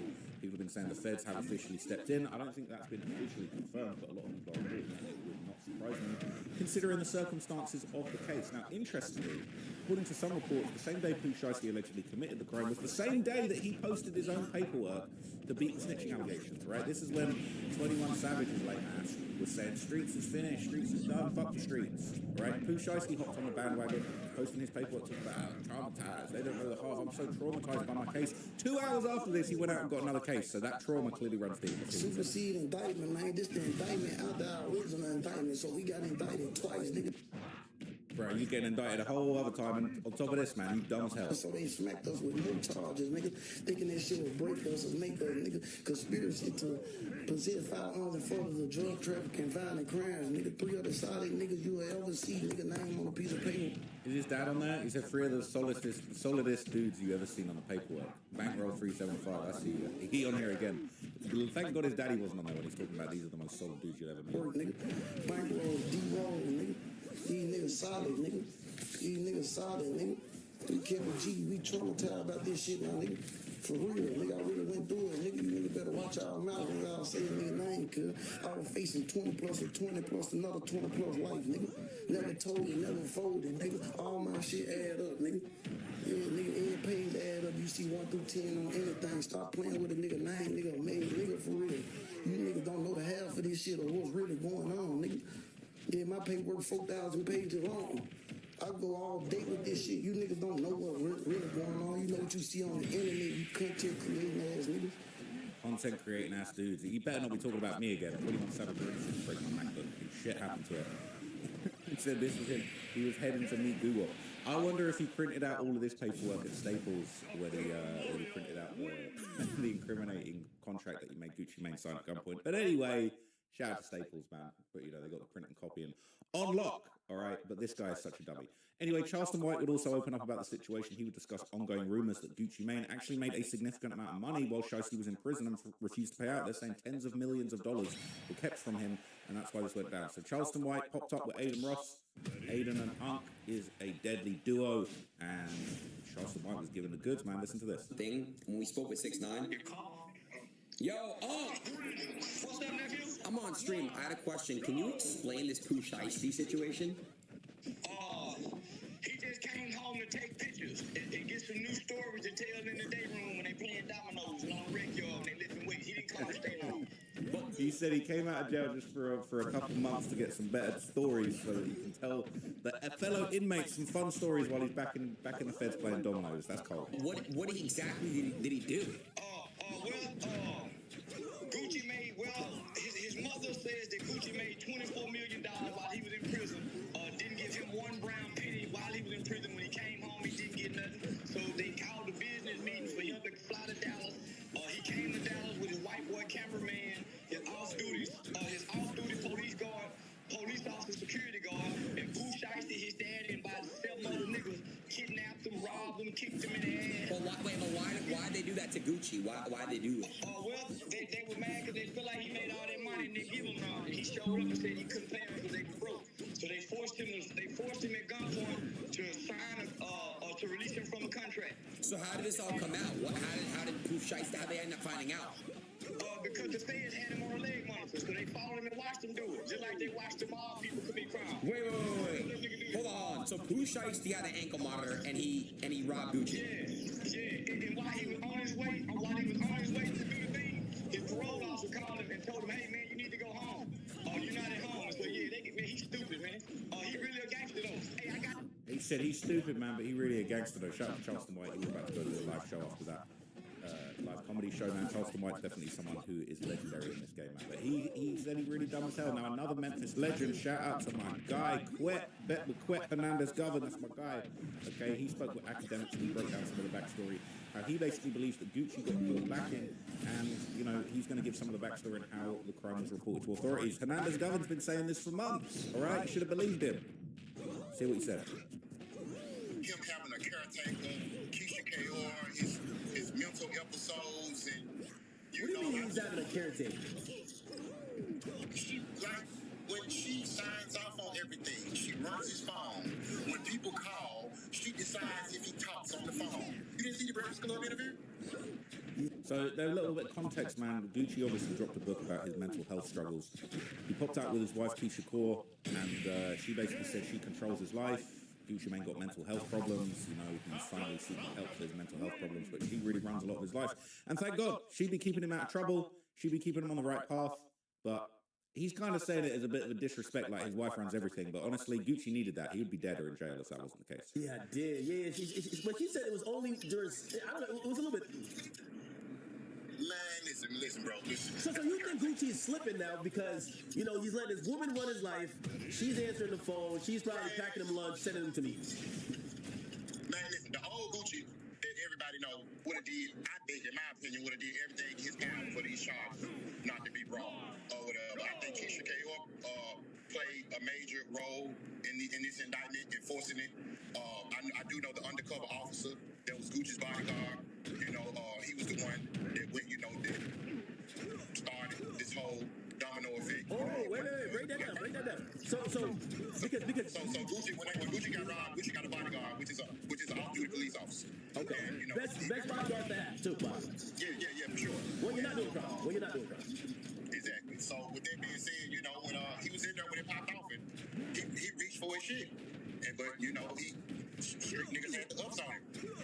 And so you know, when the charges didn't come immediately, me and a few of my guys, you know, Ghost Los, Prince, and shit, you know, they said it, you know, we was under the impression that the security, that the officer, you know, that the bodyguard was gonna keep it G on the strength of Gucci. You know what I'm saying? Him and Gucci probably had a bond. Is that even possible though, right? Because if I hire the only way it's possible, he would be breaking the law. You know, and my question was, damn, is he willing to put his freedom, his life, his family's life on the line for Gucci Mane to, you know, to basically hold this to his chest for the reputation of Gucci Mane? I didn't think so. Okay, so you are in belief, and you just gave us some new information here. So chat, it looked like we're getting some inside information. This case, because when we watched the whole thing, we're like, damn, if they got fingerprints, they must have went the next day or the day after. Like, you can't come back 2 months and get some fingerprints. It don't work like that. So now you're giving us some info that Gucci probably went there with a bodyguard, and that bodyguard was he's basically police, right? So yeah, it wasn't no problem to it. This is all fact. Okay, so he's an off-duty police officer. However, even if he's off-duty and a crime like that happens, you're risking your whole livelihood by not reporting it, by not doing what you were sworn to do, and it's a judge of your character. Even though you're off the clock, you're still a policeman. Yeah, and he could have went to jail for that. So he's saying that the off-duty cop that was guarding Gucci ain't even an option for him to keep it solid and, let's keep this under wraps. This is Gucci Mane's secret weapon. He probably didn't even realize it, but by having this guy, Gucci's been exposed. They're saying that Gucci gave a description. He telling, I don't care. I think Gucci is well within his rights as a multi-millionaire over time and time over to tell and to be a law-abiding citizen. But setting that aside, his armed security, who is a police officer, he is obliged by the law to report this crime. He was robbed. He witnessed another man, the cameraman, be robbed and beaten and choked nearly unconscious. Oh, okay, because if he was about to brandish too. Yeah. He could have, like, the police officer could have went to jail too, not because he upped his gun, but if he wouldn't have, you know, police officers, they have a sworn duty to, you know, report, protect, serve, all that shit. So he wouldn't have reported that crime, a crime that serious. At minimum, he would have got failure to report a felony, and you know all of those goof ass charges and shit they be having. You know, so yeah, he wasn't willing to risk that for Gucci Mane. Okay, so I'm asking this line of questioning to get to like the most important part, which I think hip hop is already starting to dissect. Does anyone believe that Gucci Mane is cooperating? Did he make a statement? Will he take the stand? Is Gucci quote unquote snitching, or is it just people found out about it because of this off-duty cop or undercover cop, whatever, and Gucci's listed as a victim, but he don't got nothing to do with nothing? Man, I'm gonna give Gucci the benefit of the doubt, man, and say that he ain't cooperate. My partner Ghost Low think that he might be. I'm gonna say that he's probably not. I don't think Gucci would risk his reputation and his respect in the street to go and testify and cooperate on some shit that's already happened. And with that being said, I think with them having their police officer there and guns being drawn on him, they don't even need Gucci. That's that. So Quet's giving the benefit of the doubt. He's saying, look, I'm going to give Gucci the benefit of the doubt. I don't necessarily think he's cooperating. He's not trying to gamble his reputation on cooperating. He don't need to because the cops already saw everything that happened. They literally witnessed everything. So this would be a follow-up with WAC 100. He would tell academics when Gucci Mane snitched on Pooh Shiesty to the authorities. He felt sympathy for Pooh Shiesty's dad, saying he was peer pressured into the situation and didn't want him locked up, but it was already out of control. So maybe Pooh Shiesty's dad's the mastermind, and he was already a snitch. What the hell? He called the shots over there, so it wasn't no peer pressure. If anybody was peer pressured, for what I'm hearing, it was the daddy, Montreal. When the situation happened, Gucci allegedly looked up at the dad, and the dad was like, showed some type of sympathy and empathy for Gucci, but it was out of his control. Really? So the daddy, like basically Gucci appeals to him, like, yo, bro, what the fuck is this? Yeah. And the daddy kind of feels bad because the daddy probably was actually wanting to do this. I'm finna give you a little extra bonus right here because a lot of this shit I'm saying that I got a real big interview coming up, but I fuck with you though. Yeah. It's weird that they posted that and they said it was whack, but that was Hernandez government basically saying the same thing. That basically, Pooh Shiesty's daddy might have been the quarterback of this one. But anyway, other people have been sharing their thoughts on the situation. Rick Ross also spoke out about what's going on. He gave his thoughts. Let's hear him. All about the Guwap Pooh Shiesty situation. I don't like it for either side. You know what I'm talking about? Guwap most definitely didn't deserve that, and I don't want to see this for the little homie Pooh Shiesty, but this one niggas got to be educated and understand. In business, you got to negotiate, my nigga. You got to negotiate. If you were signed for $100K and now you got 10 M's on the table, it's time to negotiate. This how we do this. Boom, boom, boom, boom, boom, boom. Everybody win. Let's go. That's how I got to go, my nigga. You can't muscle your way out of no shit in no business. It don't go that way. And I ain't just talking about on the people's side, but on the other side, the blitz gonna come. You can't run from it, homie. That's the way it goes. Negotiate. It's time to educate. I want to see young hustlers from the South win. I want to see it. There was a time I got Gotti and Guwap on the phone together. Us three on the phone, nigga. And it ain't nothing to discuss. It was no disrespect. It was no raised voices. Rose just wanted to plant that seed. And I understand one phone call may not fix all the situations, but you want to plant that seed where niggas may be able to move forward one day, get some paper one day. The CMG 1017 tour one day, that was Rose mindset.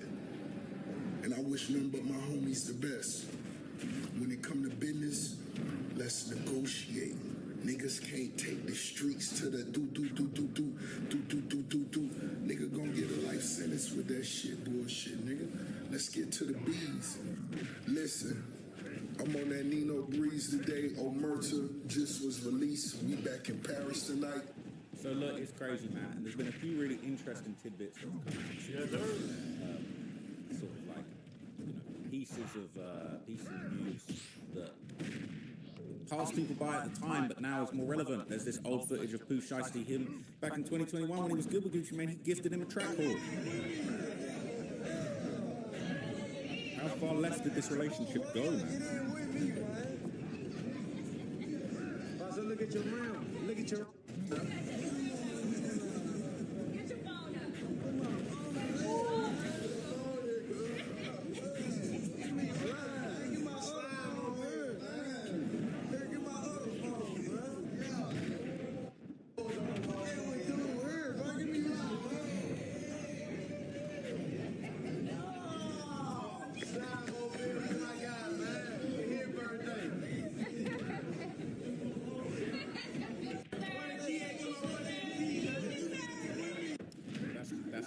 crazy, man. And so there's other stuff going around. They're saying that just before Pooh Shiesty threw his whole life away, a month before his arrest, he was posting his aspirational dreams. He wanted this $11 million compound in Texas for his whole family to live together. He said that's his main goal. Now, he'd be lucky if he gets to share a buck with his boss. It is very, very, very unfortunate. Okay, so look, I feel like Pooh Shiesty's cooked. The cookout has begun. The degree to which he is cooked is still yet to be seen, but it's really, really not a good look. Okay, I'll keep you guys posted if I hear anything else about the situation, but for now, PlayStation 5, that greatest hits, games that were available for the system that you chose to purchase, that were some of the top games available at discounted prices because time went on. Sales fell off for these games, so why not offer them at a lower price point? But when you take a step back and look at the video game landscape right now in 2026, this is a minefield. This is a disgusting battlefield of price increases and nonsense from these companies. And the big question that everyone has with this is, what is the breaking point? Yo, Duck Hunt. Like, at what point in time do video games become less accessible, more of a luxury, and you start to see the ramifications on the video game industry? Because no matter how you play video games, you are experiencing higher prices. If you're a PC gamer, well, what do you got going on there? How much are the graphics cards and all of this sort of stuff now? They've doubled, tripled, quadrupled in price. As we've learned, yesterday's price is not today's price. Today's price is not tomorrow's price. It's an extremely volatile marketplace right now. And of course, it's extending into PC adjacent things that people were either looking forward to buying or maybe were considering buying, but now it's well outside of their price range. Things like the Steam machine. What the hell's happening with that? It's April. It is April. This is supposed to come out in 2026. We don't have a price point. We don't have a release date. We don't know how much this thing is going to cost. Your handheld PCs that have come along and become very popular, every single one of them has gone up in price. Hell, very recently, the Legion Go 2 went up to $1,500 for the base model and $2,000 for the main model. Who is buying this? Why would you buy this? Like, this is insanity. PC gaming has been seeing a huge spike in price, but at the very least, while I'm not a personal computer gamer myself, there is one silver lining with PC gaming, and that is the fact that your PC can do other things. Your PC, you can make videos on it. You can, get on the internet with it. You can make memes and stuff with it. You can run a business on your computer. Your computer can do a lot more than what a video game console could do. So when you start to see these price increases on things like that, you do have more limited options in what you can afford, but there definitely is a lot more that your computer can do for you. And of course, it seems like PC games are more often than not optimized for many different rigs. So you don't necessarily need the highest end graphics card or something like that. You can get it if you want to, but you don't necessarily need it. You could still have a very solid experience with an older PC with many modern games. Of course, there's going to be some that don't work out, but you're seeing all these price increases with the PC side of things. And then you look at consoles, because consoles don't have some of the luxuries that PCs have. Consoles don't have some of the additional features that you can get with a PC. You're not making, you're not making a video. You're not doing work. You're not running a business from a console. A console is something that you can't necessarily upgrade it or anything like that. What you get with the console is what you get with the console. You can't really do anything beyond that. And if a game doesn't run very well on the console, there's really no way to sort of change that. But the main thing is console gaming has always been the much cheaper alternative. It's been simpler. That's why people like it. That's why I like it. You don't have to mess around with graphic settings. You don't have to worry about these different drivers and stuff like that. You don't have to worry about a million storefronts. But I don't know if you've been paying attention here, but these console prices are getting insane. $900 dues for a PS5 Pro. That is insanity to me. The entry barrier to get into consoles is getting higher and higher and higher and higher. And it seems like there is no end in sight. People have this optimistic viewpoint of, oh, eventually things will get better. Will they? Will they? Because now you're not just dealing with different things like tariffs that can change on a whim. You're dealing with the AI boom. You're dealing with rising shipping costs of stuff like that. There are many more factors at play here than there were previously during the last boom, which just happened, by the way. We've been seeing price increases on consoles for a very long time. People look at Nintendo and they're like, well, they're still the affordable one. For now. If you don't think that Nintendo is raising the price of the Nintendo Switch 2, you are out of your mind. You are out of your mind.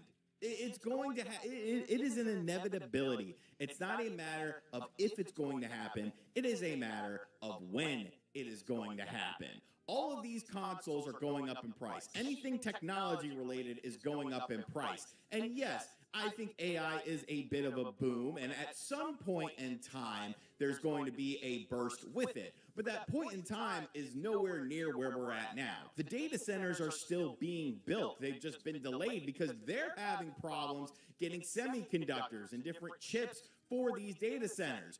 What do you think the video game companies are dealing with? Who do you think is a bigger priority right now? A video game company manufacturer or a data center manufacturer?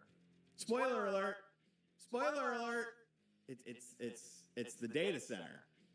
Video games are quickly becoming unaffordable for a lot of people. And I think this is going to be a much larger situation than people are realizing. People are romanticizing the PlayStation 6 based on like leaked specs and stuff like that, which I thought we didn't talk about leaks. You're ruining video games, but it's okay because it's not Star Fox or The Legend of Zelda. But you know, based on leaked specs, they're like, oh, well, this could be cheaper than the PlayStation 5 Pro. Think about that for a second. Like seriously, sit down, get in a quiet room, and think about what you just said. The next generation console is going to be cheaper than the premium PlayStation 5 that is on the marketplace right now. In what world does that make any sense? Because even if you take the actual cost of the materials to, you know, factor in, because that's what people are doing. And they're like, oh, well, it could be like $700. You still have manufacturing. You still have shipping. You still have logistics. You still have marketing. You have so many things that are attached to this.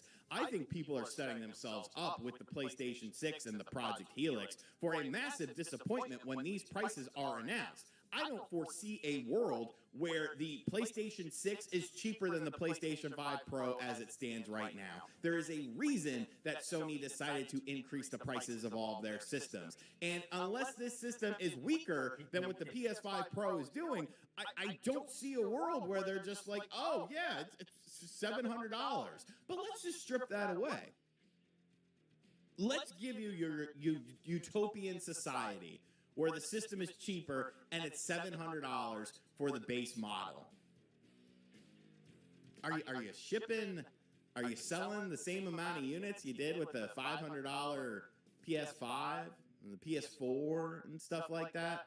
Like, here's the bigger problem with all of this, is that the video game industry has become so large and inflated because now you're not just, you know, making things for yourselves. You are making things for shareholders because shareholders are giving you tons of money. They're pumping money into these companies and essentially expecting a, you know, return on their investment. They're not doing it because they care about Sony. They care about Nintendo. They care about Microsoft. They want to see these companies succeed. Some fanboys would have you think that way.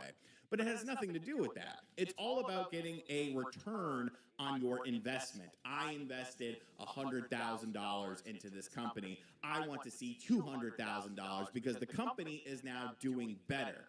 Unfortunately, there's going to be cracks in that mentality because we've already seen the cracks in the foundation of the video game industry, the sustainability of it, because the sustainability is becoming smaller and smaller and smaller. The window of opportunity is starting to close. And if you are coming out with systems that are nearing $1,000 dues at launch for the system, you're not going to sell anywhere near the amount that you did previously. Even if you were living in a perfect world where things weren't going up in price, inflation wasn't a thing, gas prices weren't a thing, you still probably would think twice about picking that up. People are having to figure out whether or not they can afford to pay their light bill. I don't think a PS6 is going to be very high on the priority list. And then you run into the problem of, well, if they don't sell as well as the previous systems did and the trajectory is completely off, you know, because I don't expect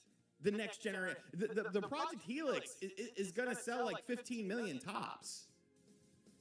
Like that's what I see the cap of it being because of what the alleged price is going to be, the prices of these components and what it's actually going to do. You'll get some diehard Xbox fans to buy it, but a lot of people are going to pass it up. The PlayStation 6 is completely dependent on price point.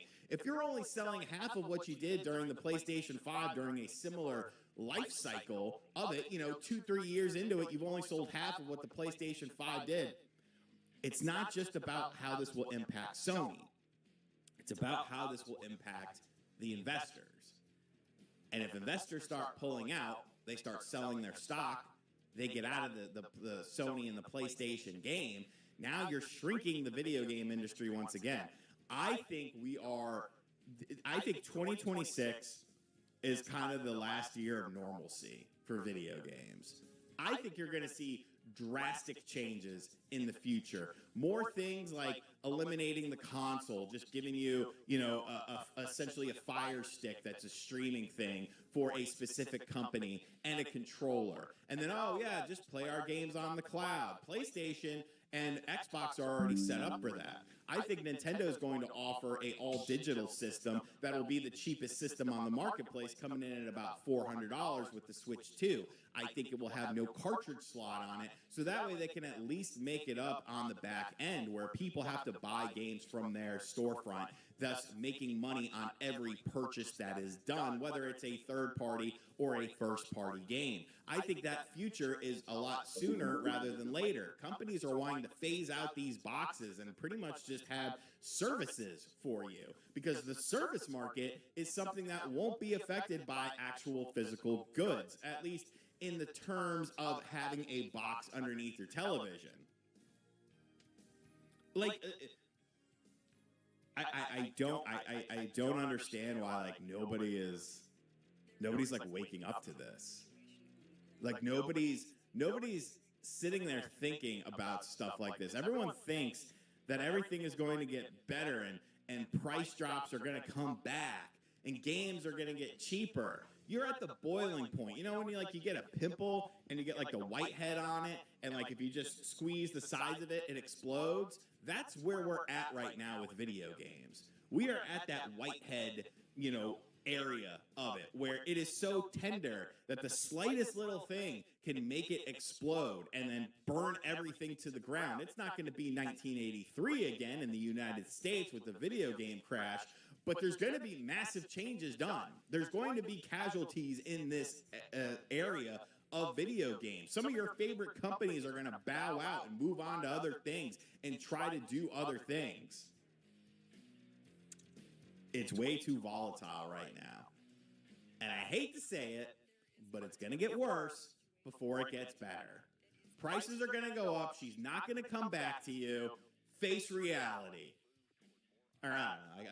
I could be wrong about all this, but I don't think I am. Let me know what you think of this in the comment section down below. Are we cooked? Like, I honestly think we're cooked. And I don't think anyone can really argue all that much with me. I mean, maybe there's a few things out there, but, you know, for the most part, dog, we're cooked. Like, we're cooked. And as always, I'll catch you guys on the next video. Later.